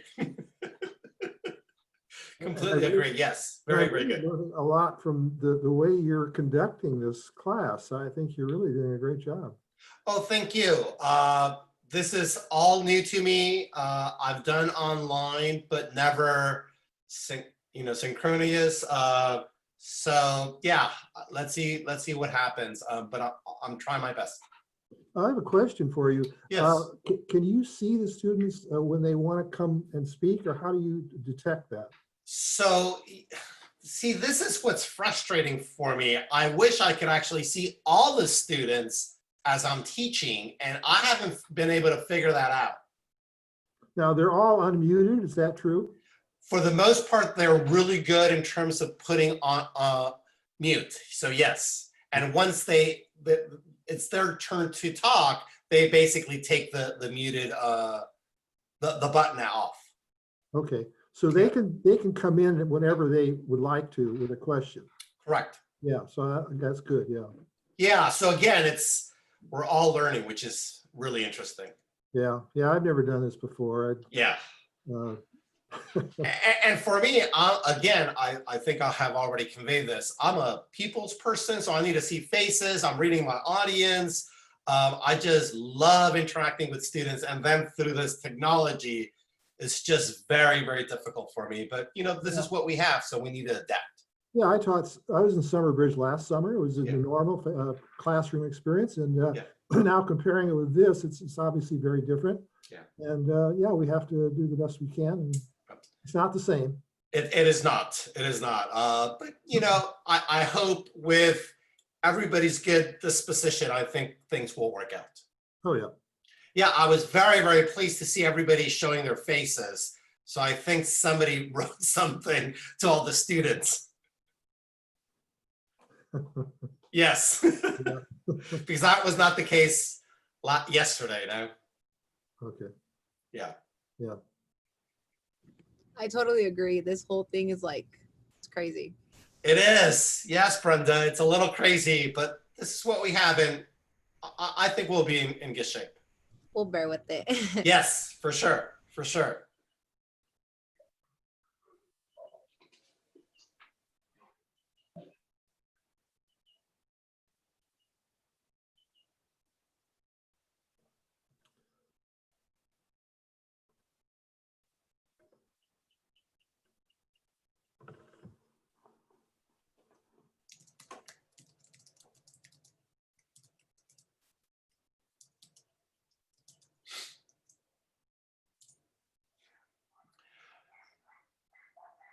All right, so are we all back is the question.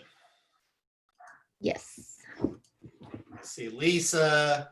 I'm here. So yes, I see a number of you, Ruben, Ruby, Miles, yes. So let me just wait a minute or so, and then we'll get started.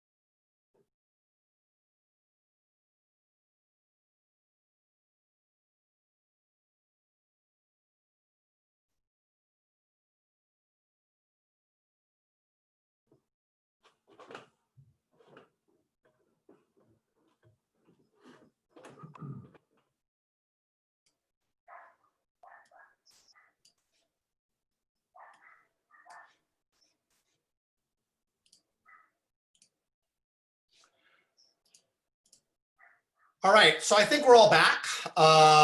Thank you for being back. I hope you thought that dialogue and that conversation that all of us had was productive.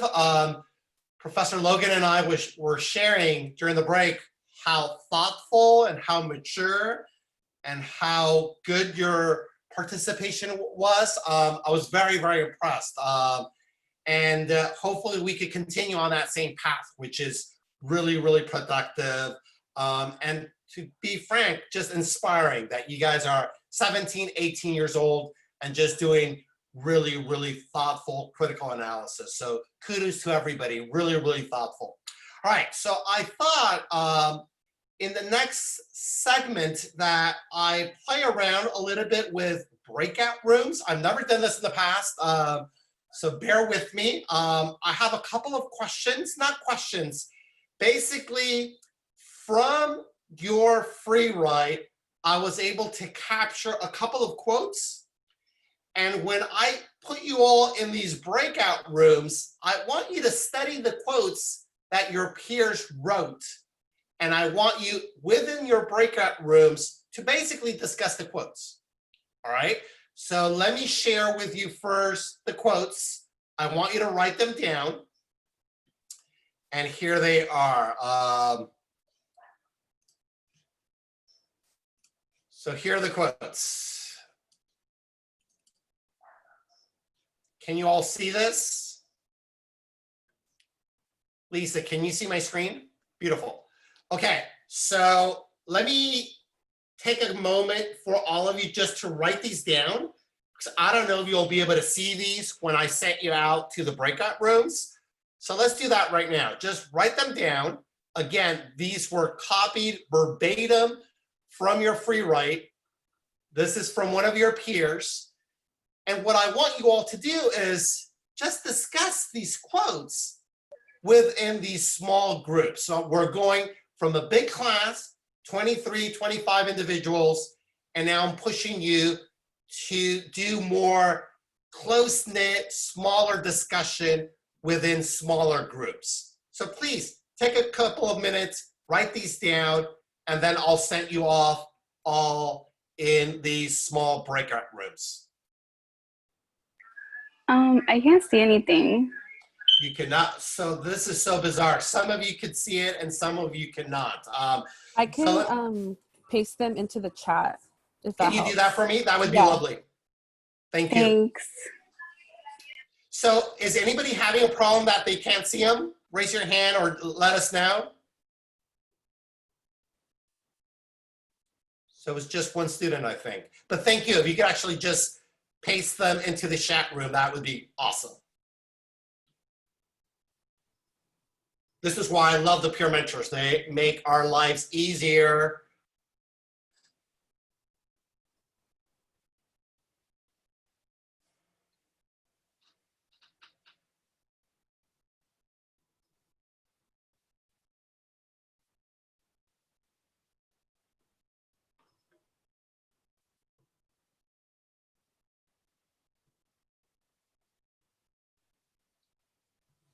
Okay, I put all 4. Wonderful. All right, so so you guys don't need me to be sharing the screen right now. So let me basically set you off to breakout rooms. Again, I've never done this. Bear with me. I think I'll manage. If not, Sally's gonna try to help me out. So I'm about to send you to the breakout rooms. The task at hand is the following. You have quotes. Discuss the quotes with your peers in these breakout rooms. So here we go. We will do this for 10, 15 minutes. Really discuss these in detail. All right, here we go.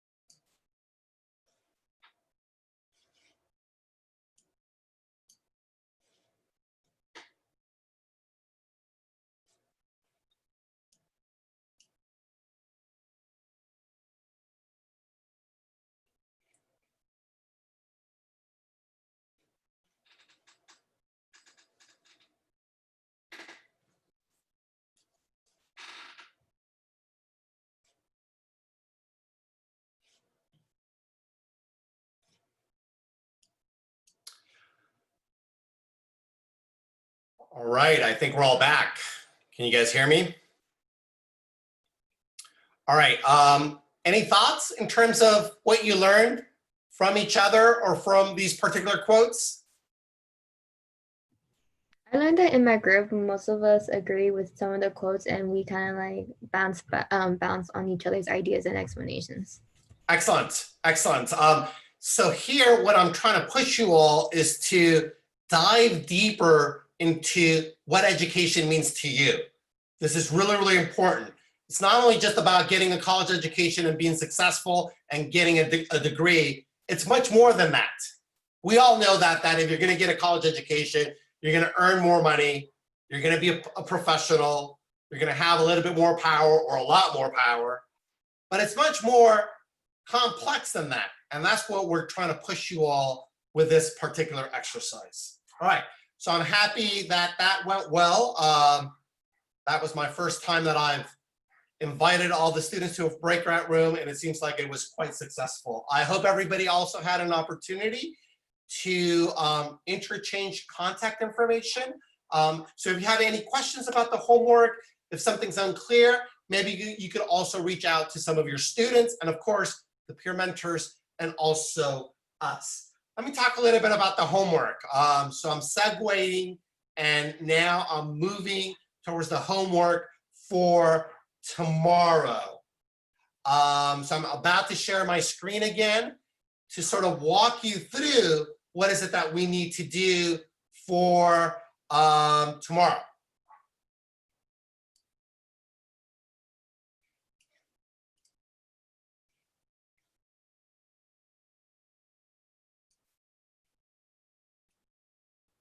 Can you guys see it? Wonderful. All right, so here's day 2. Tuesday, June the 23rd. And tomorrow, it's gonna be June the 24th, and it'll be day 3. So this is the tasks that all of you have to be doing for tomorrow.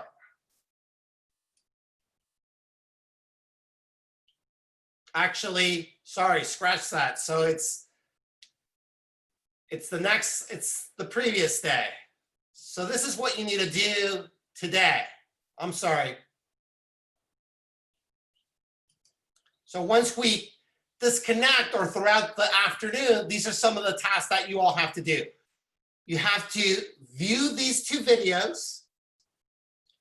The first one is by Dr. Patrick Johnson, basically contextualizing the Jane Baldwin reading. And then the second video is my dear friend and colleague in the Department of English and AMCS, Kim Hester Williams, will talk a little bit about how to annotate a reading. All right, so you got to view both of these videos. And in addition, all of you will have to read a Talk to Teachers by James Baldwin. All right, so again, you got to view both of these videos. You print the you have to read and print a Talk to Teachers by James Baldwin. You annotate that piece. And tomorrow, which is really, really important, we will all be discussing the Jane Baldwin piece. All right, so again, to be on the repetitive side, the homework for tomorrow is you view these 2 videos, the first one by Dr. Johnson, the second one by Professor Kim Hester Williams. You read the piece by Jane Baldwin, and then you develop notes on that piece by Jane Baldwin. And then tomorrow, come prepared to class to dialogue and seminar on the Jane Baldwin reading. Let me walk you through and share with you where I have placed all the readings, so you don't have to be scrambling and looking for them in a sort of crazy manner. Here on this side, if you press on the modules, I have created a reading section right here.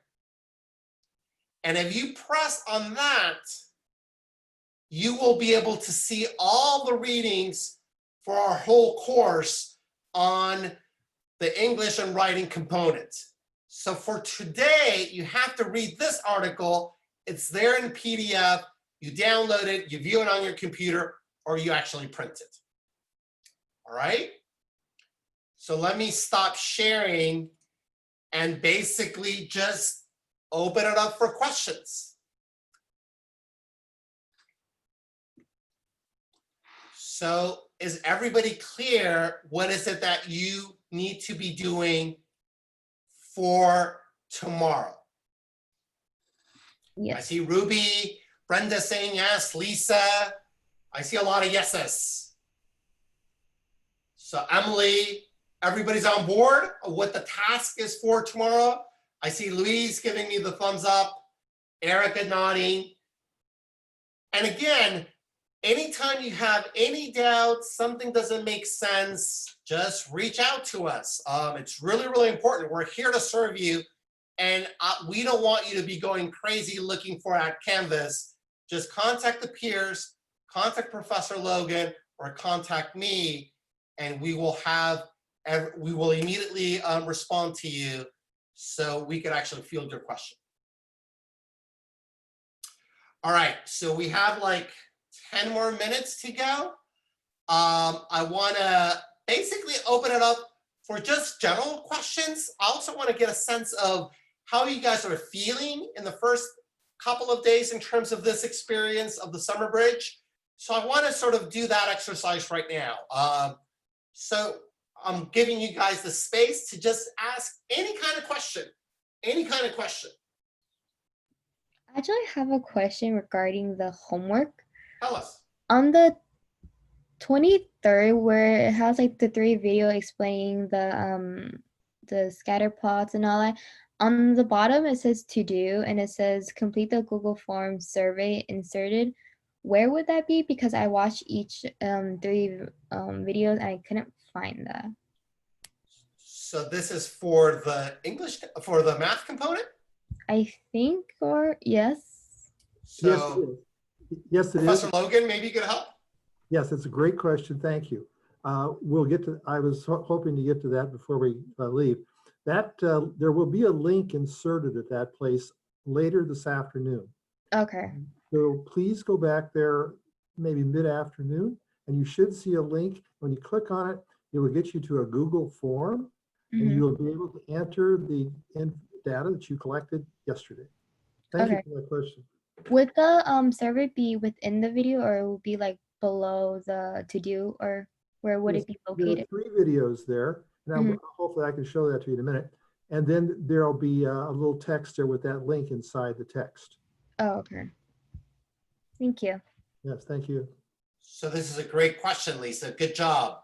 I think what Lisa is doing, she's sort of modeling good student behavior. She's sort of looking into the future, the next couple of days. What is it that's coming on her plate? And that way you can actually post questions. So very, very good job. And I invite doing everybody the same thing. All right, other questions. There must be questions. I can't believe that everything's like super clear. I do. Come on. Yes, please, Brenda. Would you like us to just focus on the homework that we have for that specific day and not focus on everything else so we won't have to stress about it? Or would you like us to work ahead of time and actually focus on the other work? So it's a very, very good question. This would be my invitation. Do tasks per day. So do the writing in English, the English version part, do the math part, and then if you have a little bit of time, start moving forward and start tackling the exercises for the next couple of days. So maybe do the reading, maybe do some of the videos, no? And that would make quite a bit of sense. The course is set up in such a way that you could just do it by day. But I think sort of moving forward and taking a peek of what's coming your way, I think it's really, really good practice. Perfect, thank you. Yes, so great question, Brenda. Other questions? I have another one. No, that's completely okay. Yes. The third day where it talks about, there's a video about a professor talking about the protecting of chair about interracial education in California. And the task tells us like we have to share our opinions and all that. On the bottom, it says the discuss board will be available until 11:59 p.m. on the 25th. Can we still click on that and put our opinions on that segment? So yes, so I think the discussion board is asking you to sort of upload your comments at a specific time. So just be a little bit patient and do that exercise when it's actually going to permit you to do it via Canvas. Okay. Thank you. So it's great that you already viewed the video and you probably already have your ideas. You probably want to start, typing them in. But if Canvas is asking you to wait at a specific time, there must be a pedagogical reason from the director of our program, Erica Tom, that she wants you to do it at a specific time. Okay, thank you. Great question. Other questions? I have one. I have a question. So please. Okay, so I'm looking at the schedule, and on Thursday for the reading and writing, it says Canvas discussion. What's it mean by that? So again, it's really, really important, again, when you're navigating the Canvas page, and I already have mentioned this, I mentioned this yesterday, you gotta be viewing the Canvas page at the same time that you're viewing the syllabus, all right? So it's unclear to you in Canvas what that discussion is all about. You gotta go back to the syllabus. And there in the syllabus, it basically tells you that we're going to establish a discussion board where everybody poses a question or a comment, and then somebody responds to that question or that comment. And that's what Lisa was referring to a couple of minutes ago. Oh, sorry. No, sorry, you're good. You're good. I want to invite all of you to always think about this. There's never a dumb question. If you have a question, there's a big probability that other students have the same question. And again, for a lot of us, this is the first time we've been on Canvas. So we're trying to make sense of this. Listen, I've been teaching now on Canvas for 3 years. I got into this course and I had a lot of problems trying to figure out how it was actually being organized. But day by day, having the syllabus in hand, I started making sense of it. And that's part of the invitation that we're doing to all of you. And why is this so important? It's not like Canvas is going away and we're never going to see Canvas again. Literally, this is what fall is going to look like. So the more comfortable you are navigating, understanding how Canvas works, that means you will be nicely prepared once fall starts. So so never apologize, Indigo. Great question. Okay. Okay. Yes, excellent. All right, other questions? Is everybody on board and everybody knows what you're supposed to be doing for tomorrow? It seems like that's the case. All right, so let me just open it up and have you guys just ask us some questions. Ask Professor Logan, ask myself, and ask the peer mentors, They have been at Sonoma for now a couple of years, and they are experts. They have lived what you guys are going to live starting fall, so maybe take the advantage of asking them questions.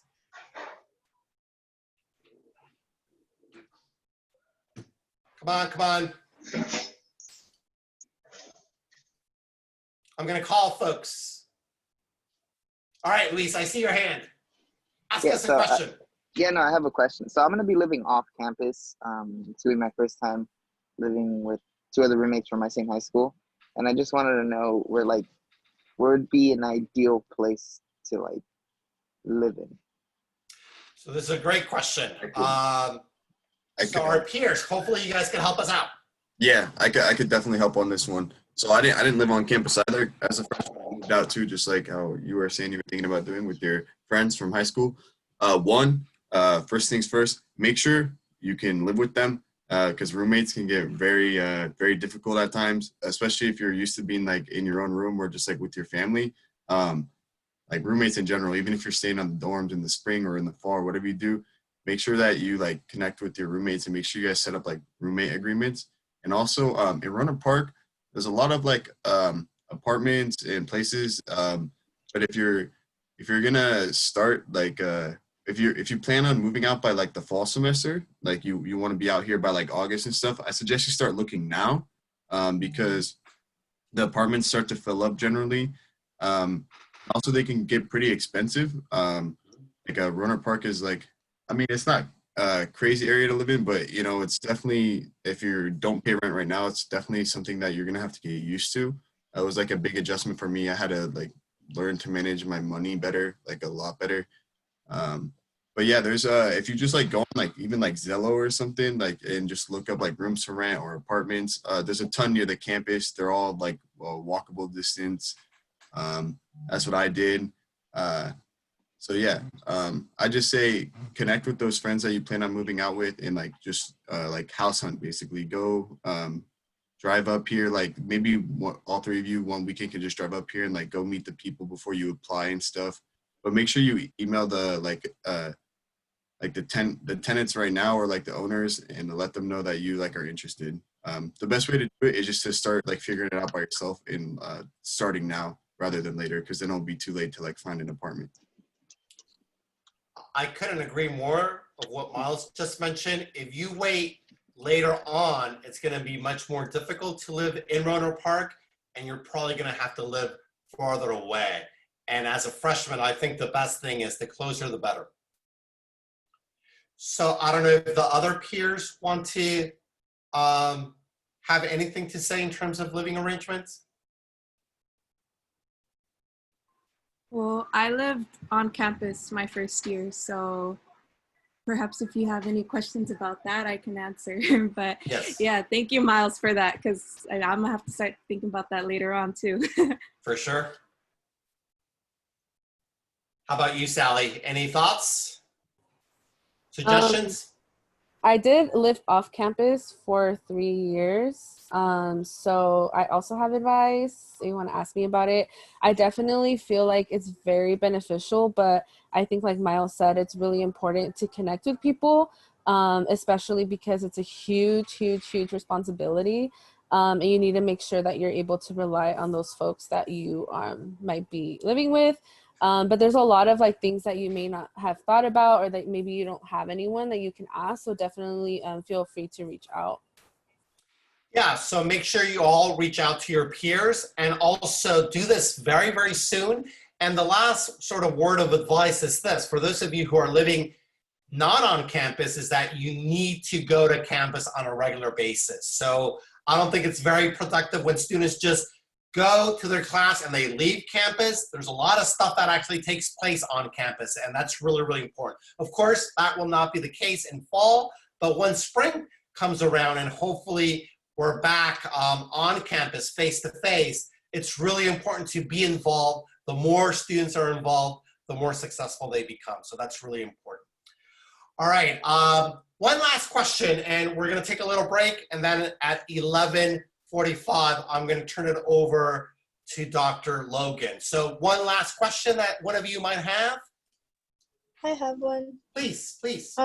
So when I was applying, I clicked the little box that said work study, and like I know that that's like you're working on campus, I guess, but I just wanted to know if anybody could like give me more details on that, because This is great. I have a lot to say, but let me turn it over to the peers. They know more. Please, Pierce. Would you guys like me to start, or would y'all like? Please, tell us, Miles, tell us. Okay, so basically what your work study is that it's like non-taxed money that the school gives you for working on campus. So that so my first semester I worked off campus and I was working a lot. And then by January and like February, when it was time to do my taxes for my next financial aid package, like I wasn't gonna get as much money back because I worked and I like made a lot of money. But so the second semester I worked on campus, and basically your work study is just like non like government taxable money, And then it's also like a sort of a bonus depending on the hours you work. So if you work like a lot of hours on campus and you like fill up the 3,000, you get like an additional like money with every single paycheck that you work on campus. It's a really good question to like ask your advisors, because I was really confused on that too. My advisors explained it to me, like they have better wording for it, but it's not like a crazy complex concept, but basically it's just like if you work on campus, you like work up to that $3,000 like work study grant, but it's like not in your financial aid package right now. It's not guaranteed. So this is great feedback, Miles. And I always tell students that there's nothing like working on campus. I think that's the best opportunity. There's a lot of opportunities for students to work at the library, the cafeteria. There's a plethora of different options that you could actually do by having that work study. It's part of your financial aid package. All right, wonderful question. Maybe one last one, and that's it. The final question. I have a question. Yes, please. How do we know like how to apply for student loans? So let me turn it over to the peers, please.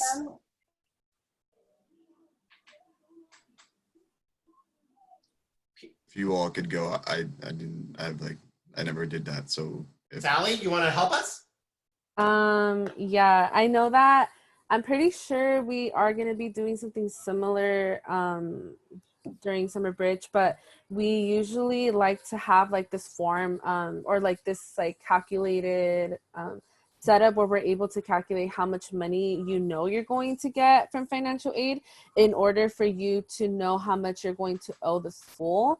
And that's super helpful to do so that you can have that opportunity to plan ahead and really look at all of your options in terms of loans, or if this is something that maybe you can start working towards right now and then save in order for you to pay it off once it's owed.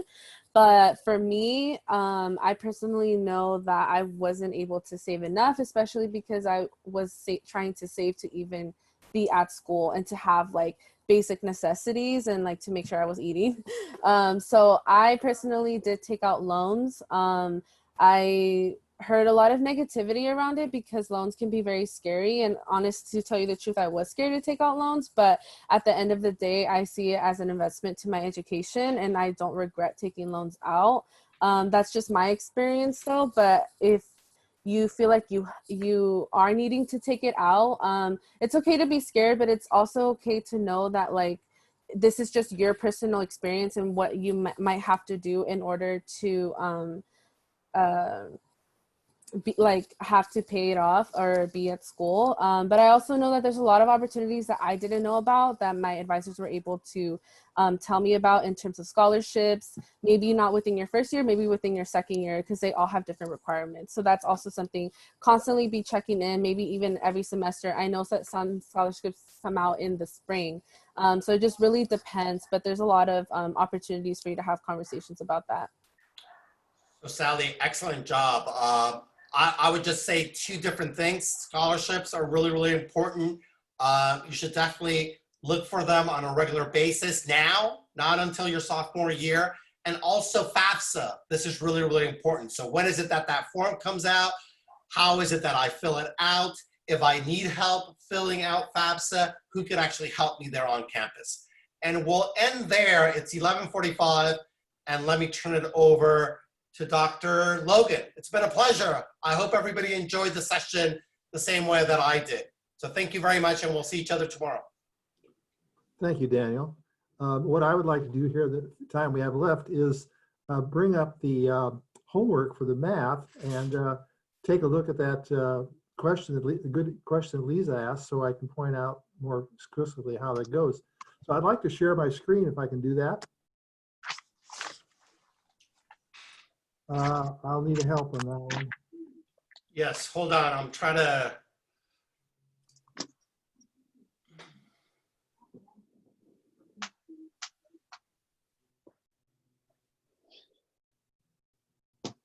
So maybe just by allowing you to be the co-host, that permits you to do the sharing of the screen. Can you check? I will try. Yes, that's good. Beautiful. Okay, so we're back here at the on the Canvas page, and we'll go down here to day 2, as we've been doing all along, and click there. Now, to get to the homework for math, we have to go way down to the bottom. Go way down there. Okay, here it is. Day 2, quantitative reasoning homework. Okay, so we want to click there.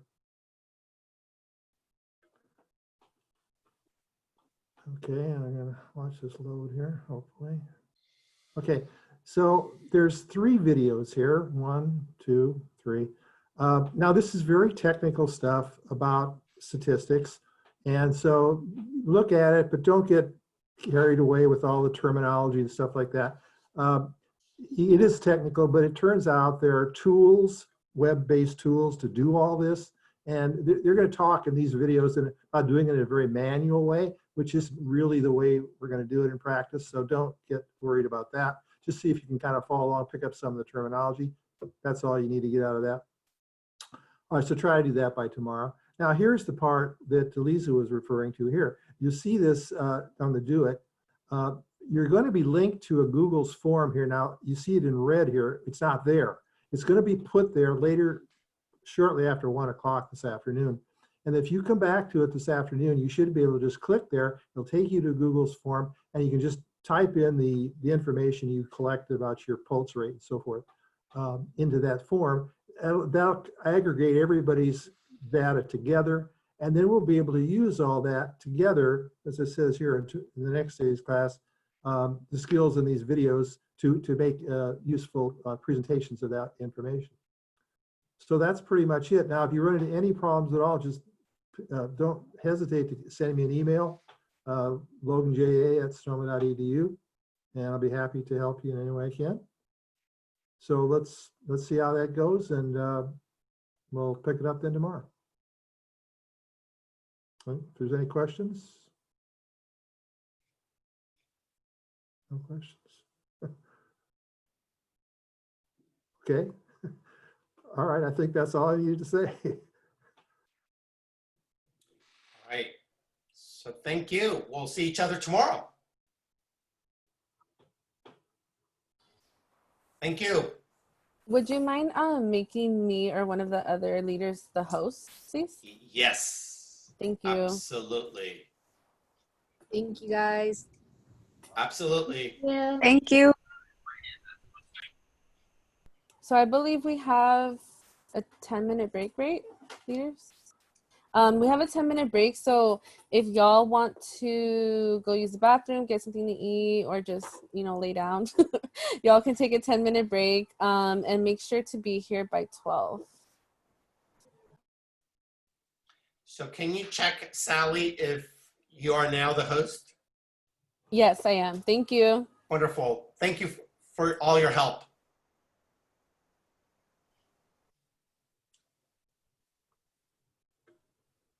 All right, until tomorrow. Thank you guys. Thank you all.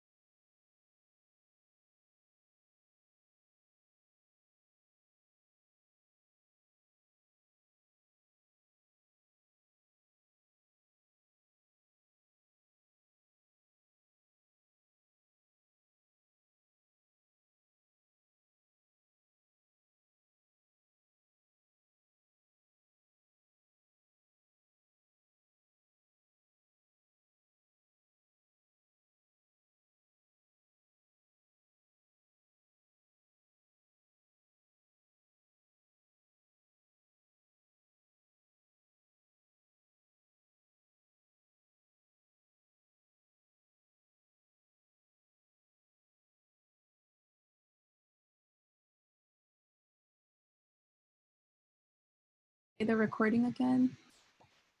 Okay.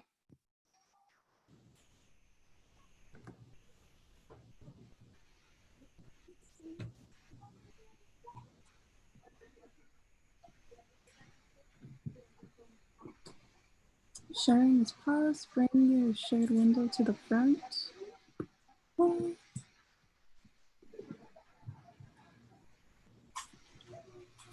Okay.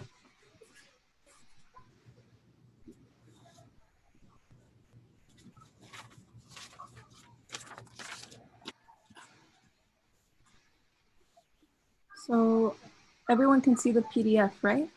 Yeah. Okay. Are we all ready to move on to the bottom section of this page? I'm all good. Okay. If you all want, I could read the next one. Okay.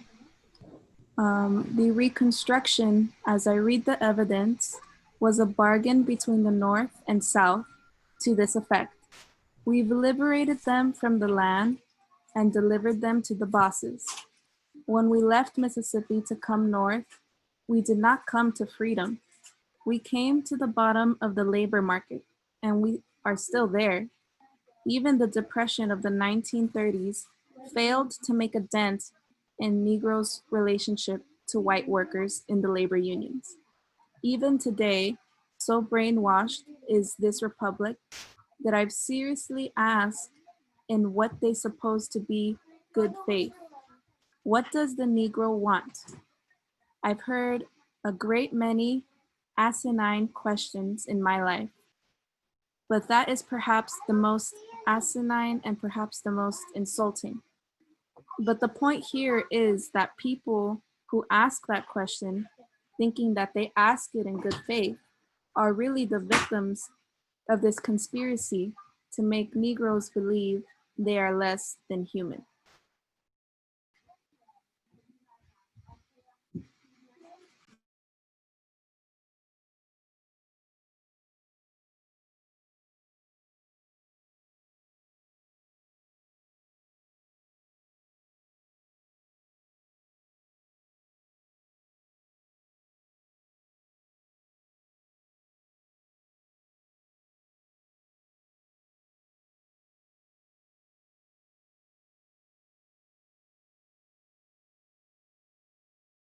So I'm guessing, it says even today, so brainwashed in this republic that people seriously ask and what they suppose to be good faith, what do the Negro want? It's like the part where he says that people seriously ask is like they really think, it's like kind of like a rhetorical question, like you should already know the answer to that, like as to what they want.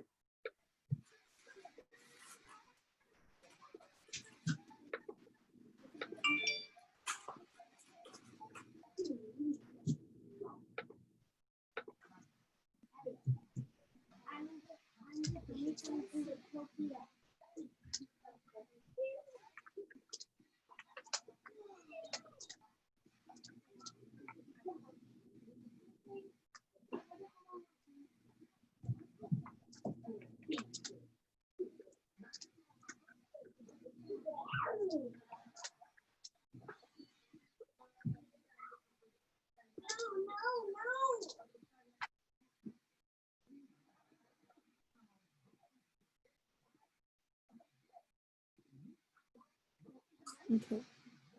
Is everyone ready to move on to the next page?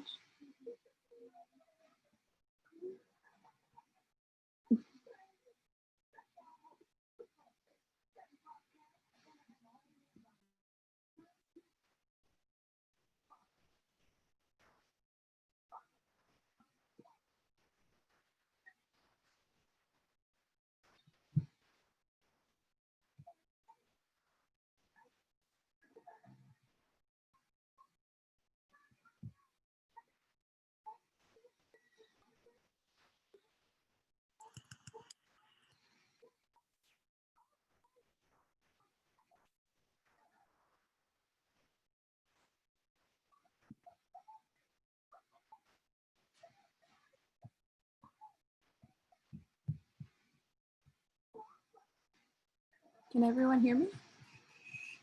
Yeah, okay. Yeah. Okay, so are we all ready to move on? Yeah. Okay. We're halfway there.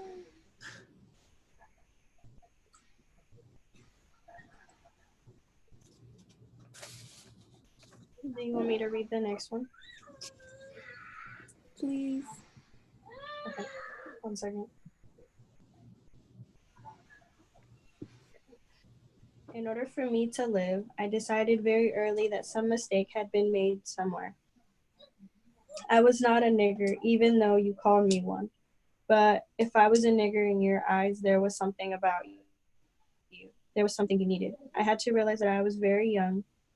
When I was very young, that I was none of those things I was told I was. I was not, for example, happy. I never touched a watermelon for all kinds of reasons that had been invented by white people. And I know enough about life by this time to understand that whatever you invent, whatever you project is you. So where we are where we are no is that a whole country of people believe I'm a nigger and I don't. And the battle's on. Because if I am not what I've been told I am, then it means that you're not what you thought you were either. And that is the crisis.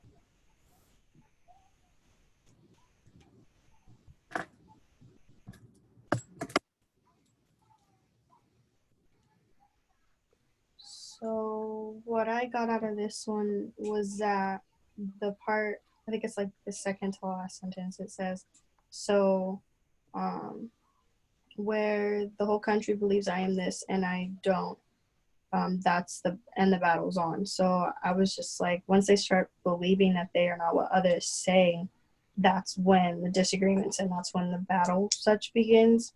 They begin to challenge the thoughts and ideas that have like really been engraved in or brainwashed into people for so many years.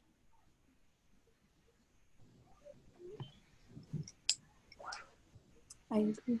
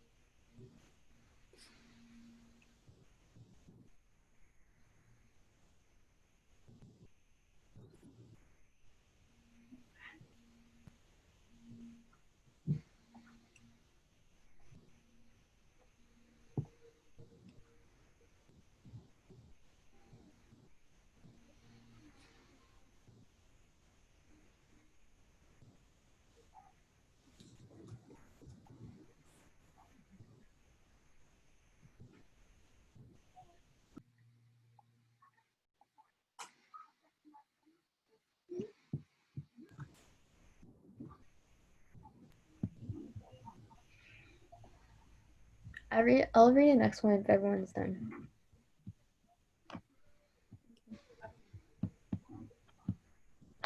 Everyone good? Yeah, okay. It is not really a Negro revolution that is upsetting the country.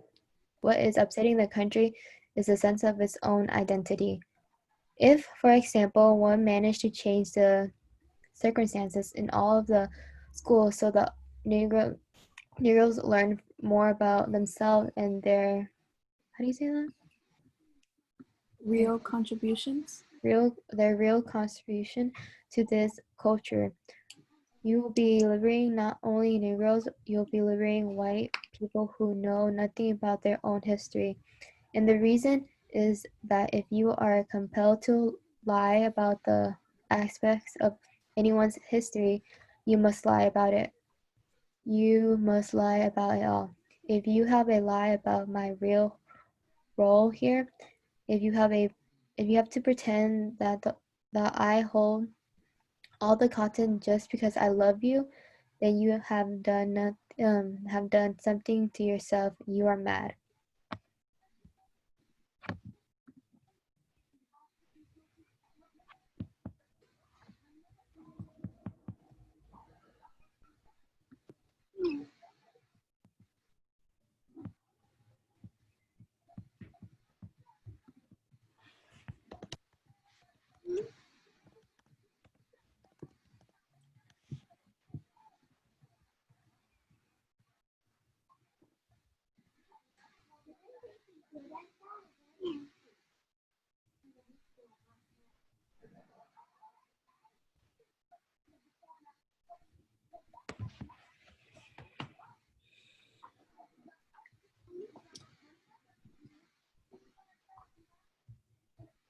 We have, how many pages do we have? 2 more left?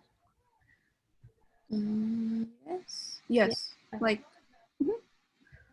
Are you guys almost done analyzing? Should we move next to next one?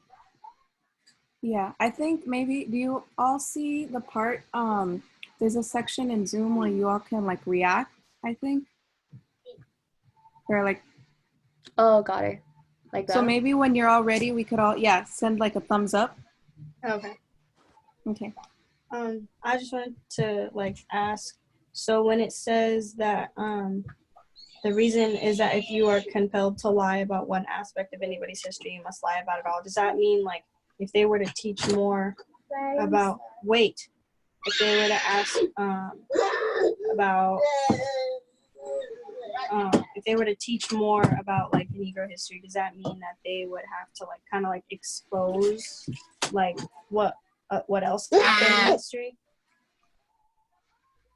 If that makes any sense. Yeah. I think so. I think it's, they would just, if they're, yeah, yeah, I'm trying to find another way, or something else to add, but yeah, I agree. Mm-hmm.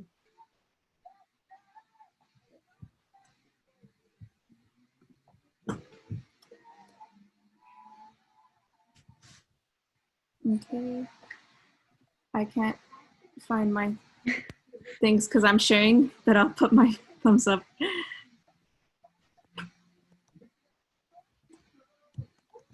Okay.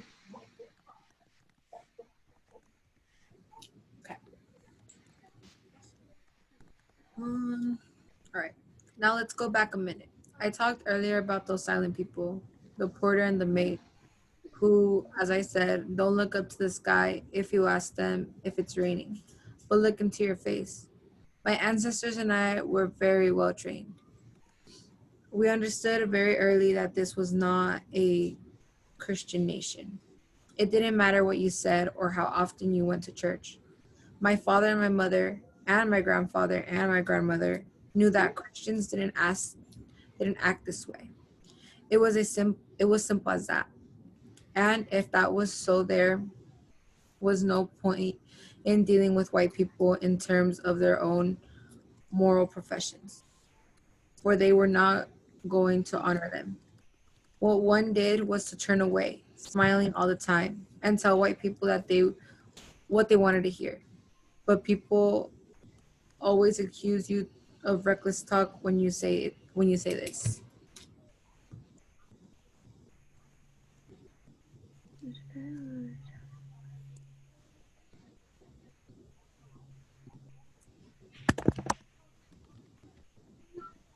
Okay.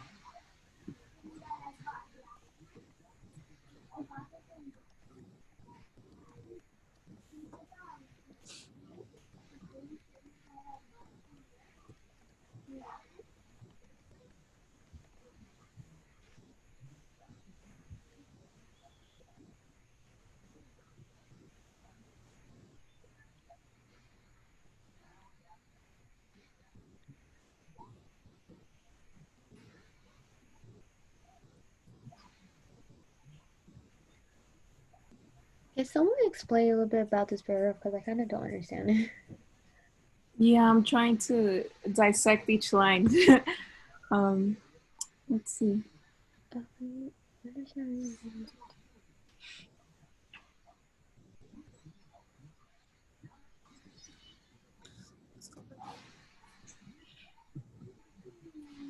I feel that maybe by the last two lines, when it says that, I believe it's saying from the perspective of Black people, they felt compelled to smile all the time and tell white people what they wanted to hear. And they were, I'm assuming that this is what made white people happy, but to sort of admit that you're just like smiling and nodding is like, would like offend them, because I don't know, I feel like it's like,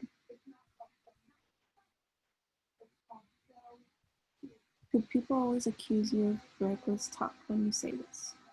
Yeah, I agree. I understand what you're saying. It's like they knew exactly what was happening, and they knew that that's what they did. Like they knew that they would just say what they wanted to hear because like they were afraid of like disrespecting them or something. But the whole like they would accuse them of reckless talking was because they didn't want to own up to what was actually happening. They didn't want to take the responsibility of, yeah, you know, we've kind of like forced this training on you to just do as we say, you know, no matter what. So yeah. Mm-hmm. Like basically they weren't kind of like taking in like accountability in a sense. Mm-hmm. Mm-hmm.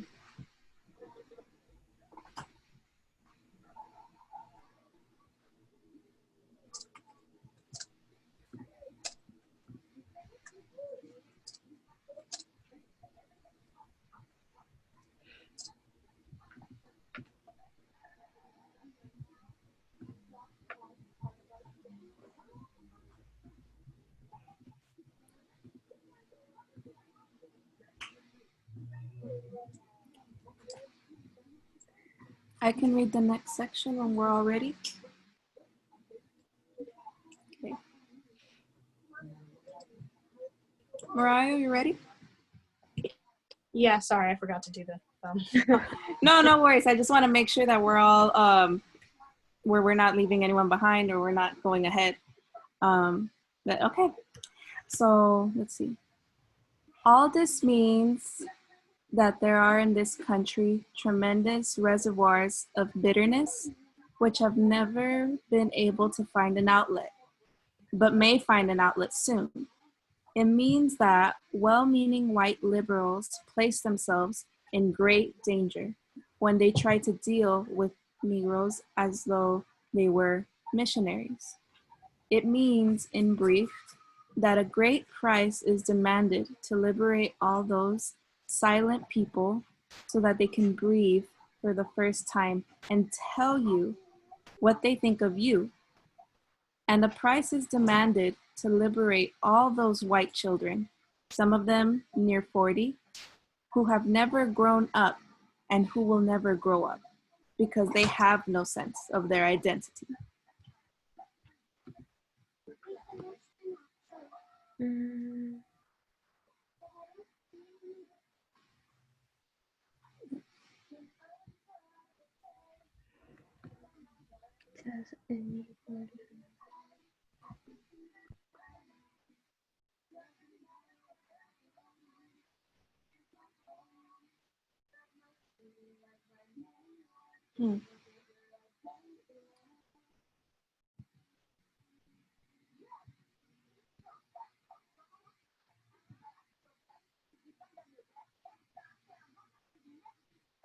I wonder what they mean when they say, when they try to deal with Negroes as though they were missionaries.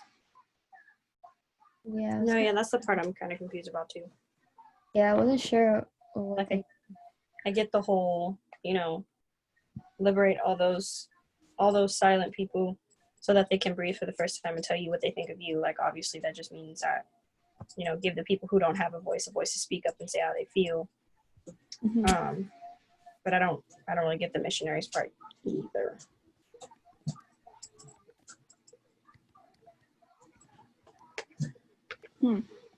Well, it says, I'm just Googling things, but it says a missionary is a person sent on a religious mission, especially one sent to promote Christianity in a foreign country.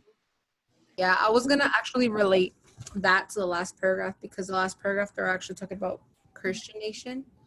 So I feel like they're just trying to sum up that whole Christianity thing. Maybe it's as though, like, I still can't tell if they're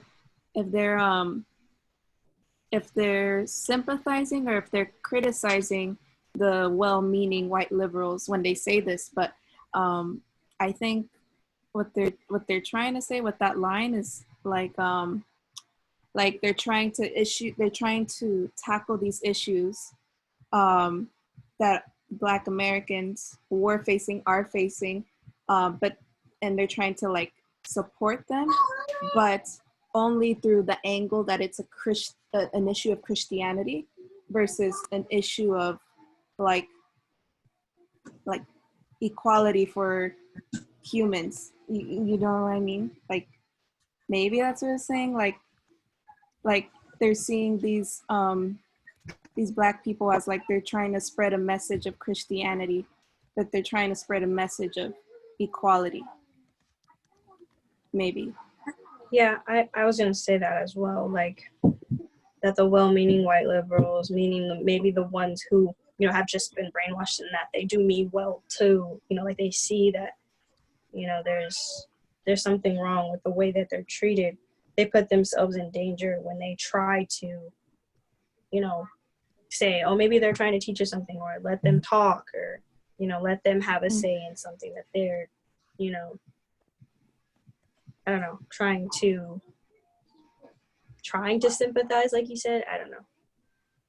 Yeah.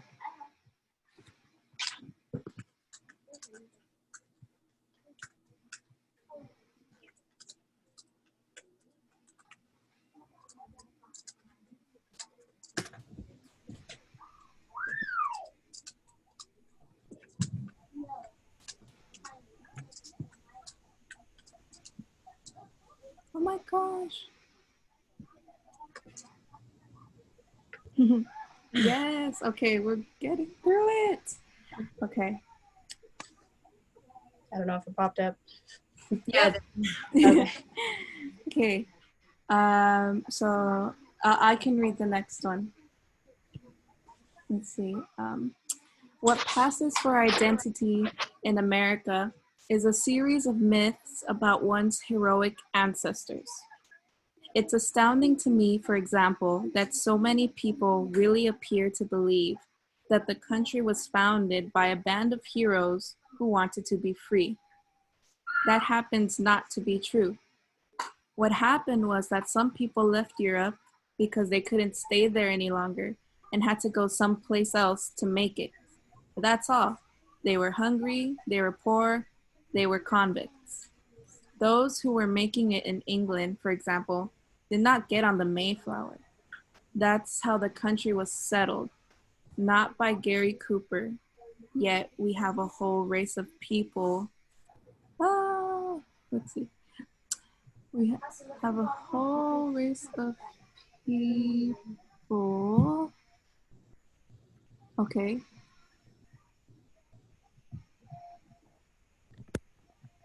Okay, I guess it's just, okay. Him to change these standards for, that is correct, right? Or am I like skipping a whole page? I think you skipped the whole page. I can continue it. Okay, please. Oh, I see why. I see. It's like right next to me. Okay, yes, continue, please. Okay. Yeah, we have a whole race of people, a whole republic who believe that myth to the point where we're often today, they select political representatives, as far as I could tell, by how closely they resemble Gary Cooper. Now, this is a dangerously infantile, and it shows in every level of national life.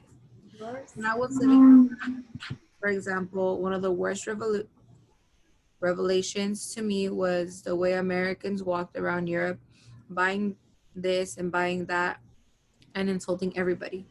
Not even not even out of malice, just because they didn't know any better. Well, that is the way they have always treated me. They weren't cruel. They just didn't know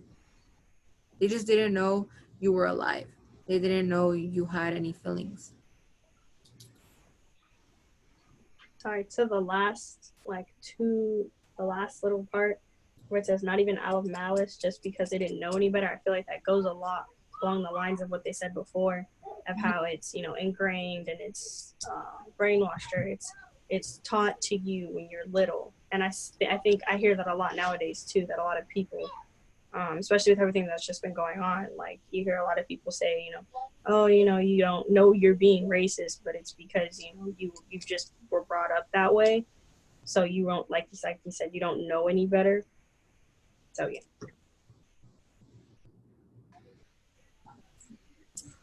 Yeah.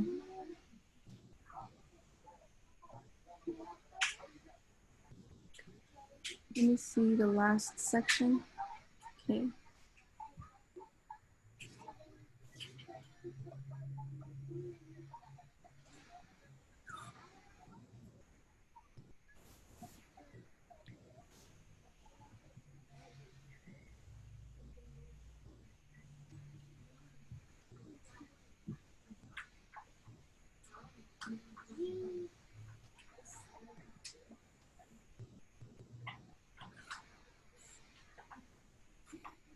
Okay. Do you all know who Gary Cooper is? No. No. Nope. Okay, because I don't either.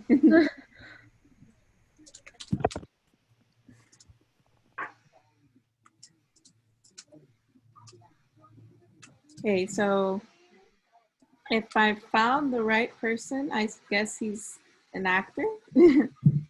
He's a what? He's an actor. Yeah. Sure. I guess maybe that is like maybe him saying that people at the time were choosing representatives based on their looks, on like superficial qualities as opposed to like their values and what they wanted to do to improve society. Maybe.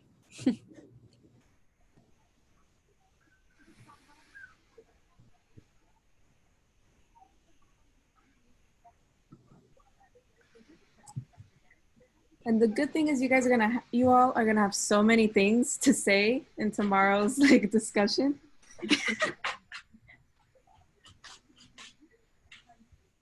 Okay, are we all ready? Wait, you said he was an actor? Yeah, I couldn't see any other Gary Cooper pop up. Yeah, based on what popped up, like that's what. If it's the wrong one, we could just ask the professor. No, yeah, I'm sure he will have like all the answers to the questions of like the references that we're not familiar with. Also, I looked, one of the things that popped up for me was that his, like, what was his net worth? So I said, you know, so they choose people, you know, like you said, based on their looks or their position and how much money they have, thinking that they'll be able to do something for the country or whatever.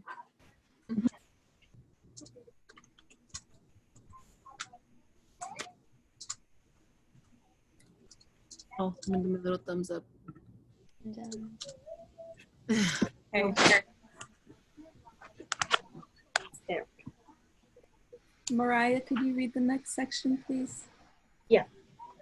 Thank you.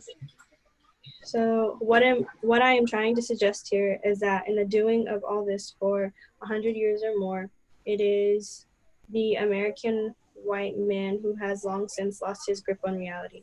In some peculiar way, having created this myth about Negroes and the myth about his own history, He created myths about the world so that, for example, he was astounded that some people could prefer Castro, astounded that they're, wait, did I skip one? No. He was sorry. He was astounded that some people could prefer Castro. Astounded that there are people in the world who don't go into high words, and astounded that communism is realities of the 20th century, which we will not overcome by pretending that it does not exist. The political level in this country now, on the part of people who should know better, is abysmal. Abysmal. Abysmal. Yeah.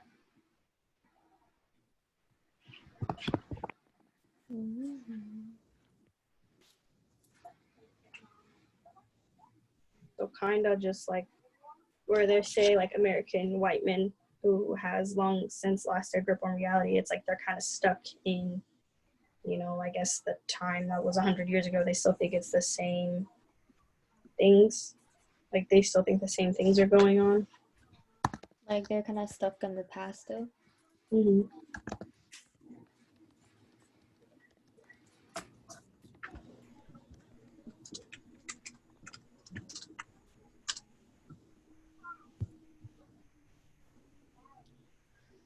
The Bible says whenever.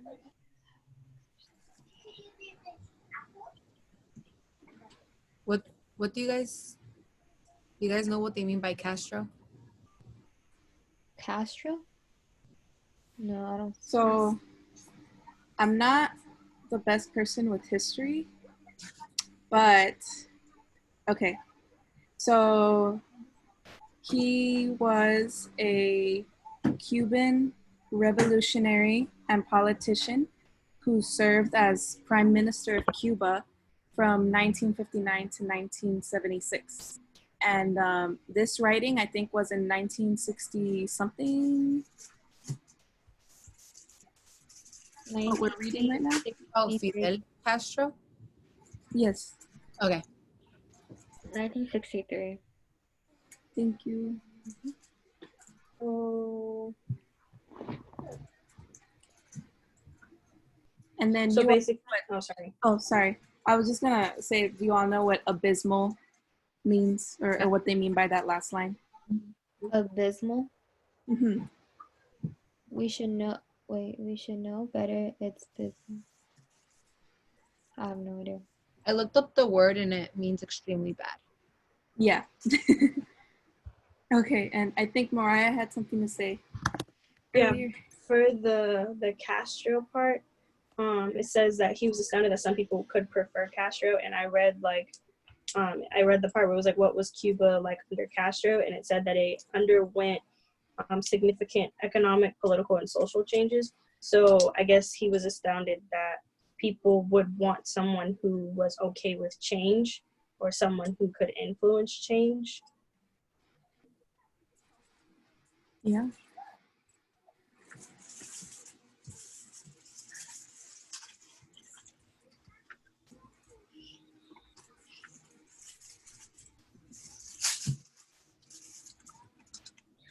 Banana? Okay.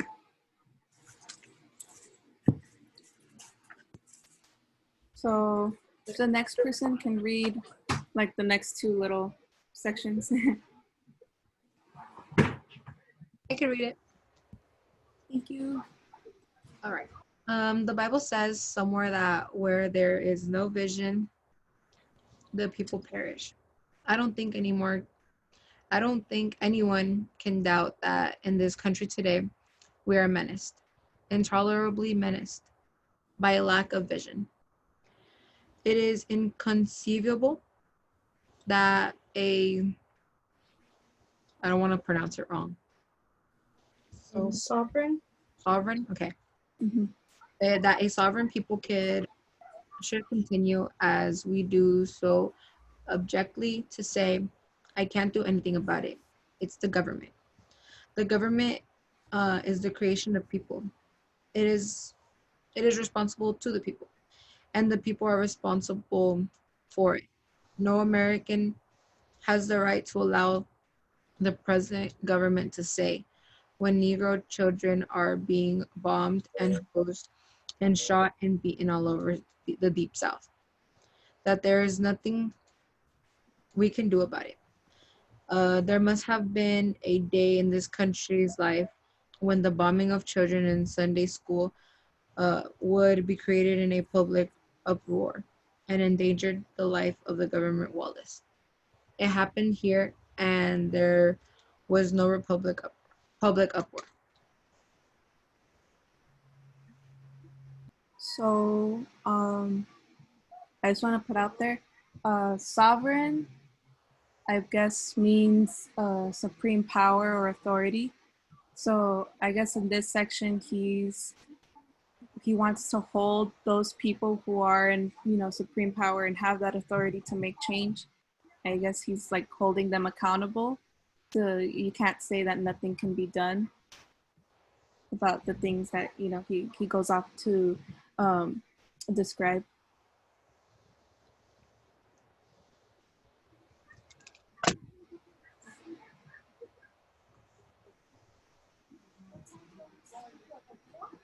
I also got out of it that when he said, the government is the creation of the people, it is responsible to the people, and the people are responsible for it. That they can't say that there's nothing we can do because, they basically have the power to change it. So, yeah. Yeah.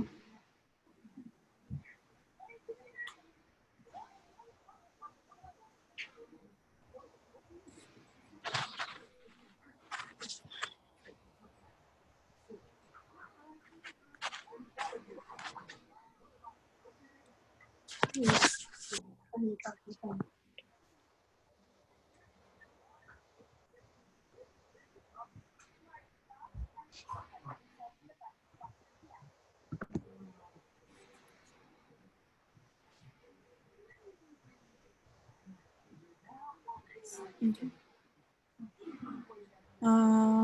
So I'll read the next section. Okay.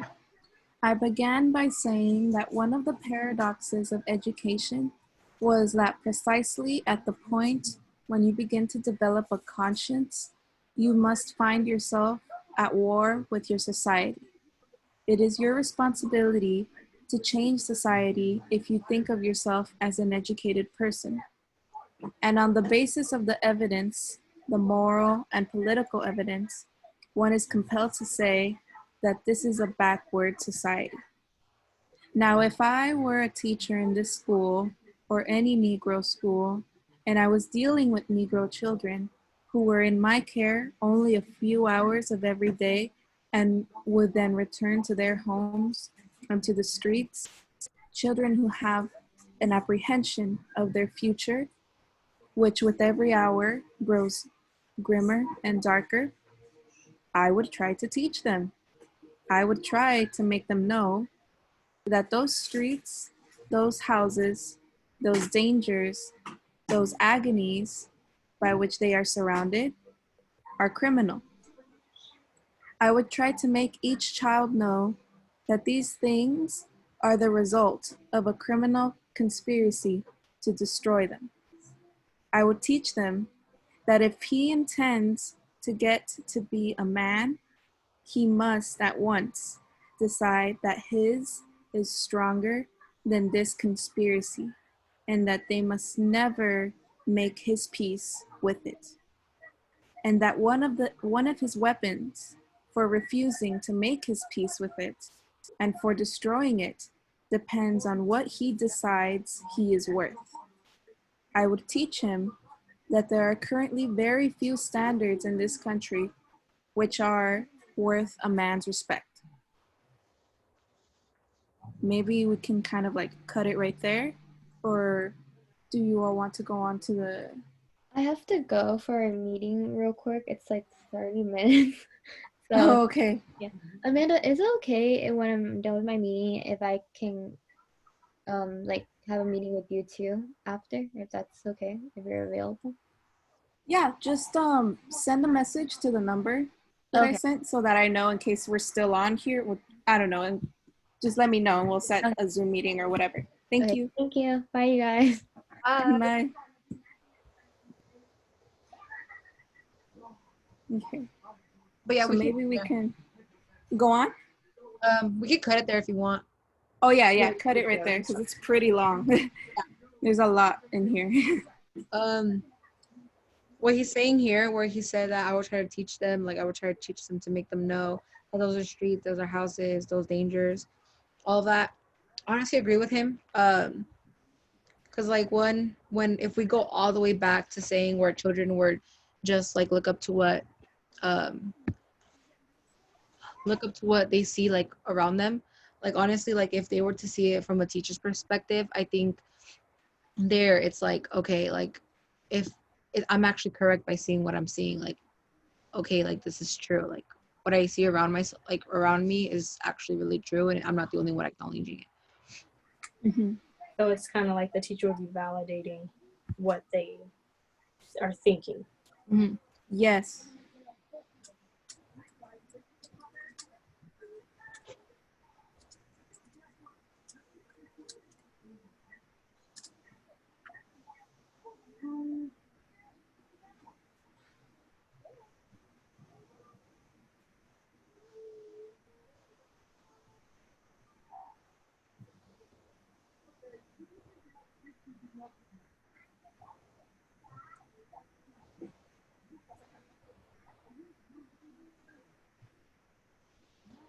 Okay.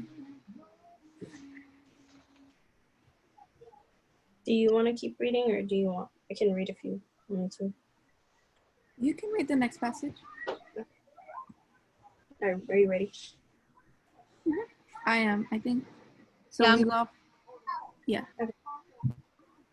That it is up to him to change these standards for the sake of the life and the health of the country. I would suggest to him that the popular culture, as represented, for example, on television and in comic books and movies, is based on fantasies created by very ill people, and he must be aware that these are fantasies that have nothing to do with reality. I would teach him that the press he reads is not as free as it says it is, and that he can do something about that too. I would try to make him know that just as American history is longer, larger, more various, more beautiful, and more terrible than anything anyone has ever said about it, so is the world larger, more daring, more beautiful, and more terrible, but principally larger, and that it belongs to him. I would teach him that he doesn't have to be bound by the expendencies of any given administration, any given policy, any given morality, that he has the right and the necessity to examine everything. I would try to show him that one has not learned anything about Castro when one says he is a communist. This is a way of his learning something about Castro, something about Cuba, something in time about the world. I would suggest to him that his is living at the moment in an enormous province. America is not the world, and if America is going to become a nation, she must find a way, and this child must help her find a way to use the tremendous potential and tremendous energy which this child represents. If this country does not find a way to use that energy, it will be destroyed by that energy.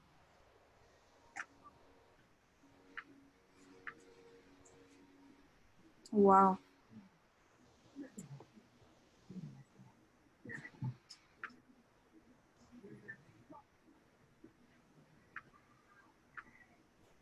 So, the part about Castro, where it says this is a way of his learning something about Castro, something about Cuba, something in time about the world.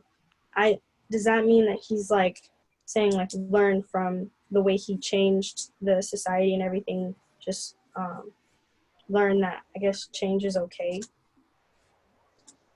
Is that Yeah? am I interpreting that right?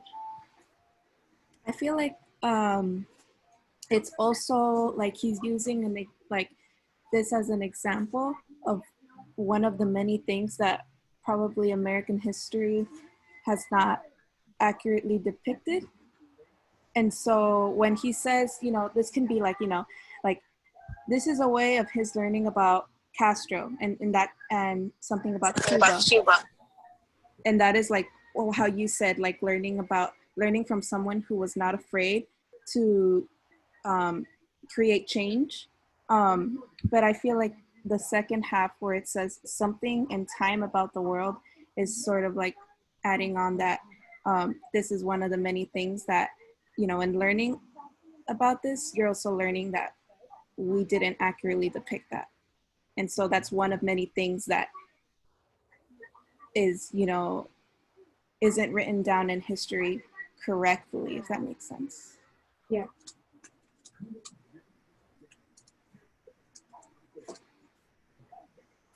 Yeah, I'm curious to learn about what Professor Malpica has to say about Castro, because you know, I don't know anything really. I don't know anything, but I've only ever heard it like as like a bad connotation, like I don't know, like under bad light.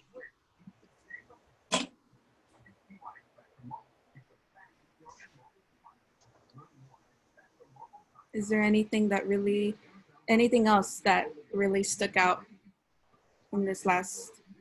The whole ending. Section? Yes. That was actually what stood out a lot. The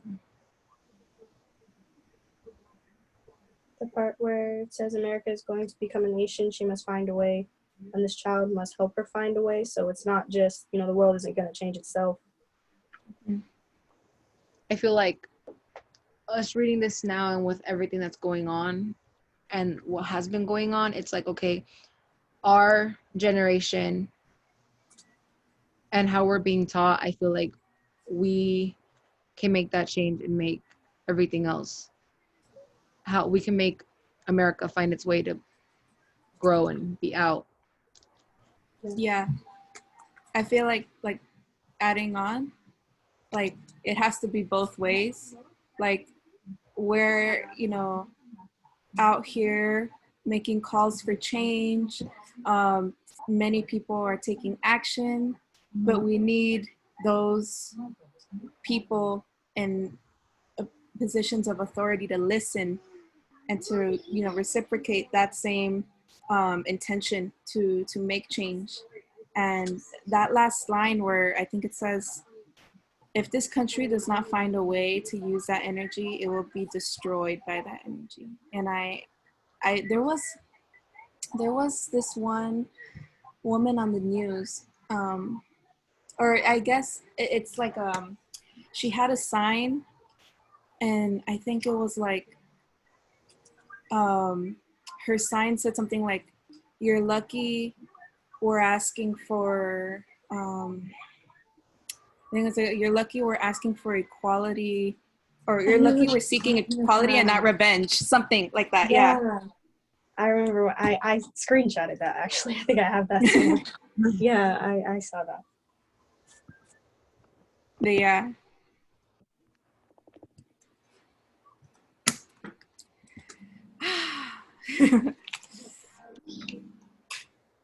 I'm honestly excited to see what Professor Malpica has to say about it. Yeah. He's a very passionate speaker. But yeah, I don't know if, let me see. I think I have some things in the chat. Oh, okay. I don't know if you're all feeling good about the assignment now. If there's anything else you all want to leave off on before we end the meeting. I just want to say thank you, because I think this was a good idea, because I probably would have been like really confused on some of the parts.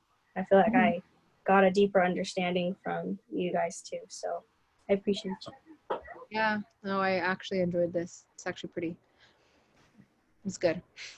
Yeah, I want to thank you guys too, because I, to be quite frank, in like high school, I don't think it's uncommon. A lot of people don't do the readings. And then especially now, this is like your summer vacation. It's a lot that we're asking of you to put in the time for Zoom meetings, but also to complete these readings and watch these videos. I mean, I probably would not feel inclined to take the time to actually go in depth about it. But yeah, I really appreciate everyone's, those who are joining us on the recording, everyone's cooperation and willingness to really make the most of this experience and this segment of education that you're all getting. Yeah. Thank you all. I hope you have a nice rest of your day, and just keep a lookout for an email that I'm gonna send with this recording and just the updates that I mentioned very quickly, like the link to the contest. And yeah, I'm so proud of you all. I have an idea for an activity for you all, maybe for tomorrow's Bridge Leader Breakout. But if you all want to continue working on assignments, we can do that too. All good. Thank you all. Thank you guys. Bye. Bye.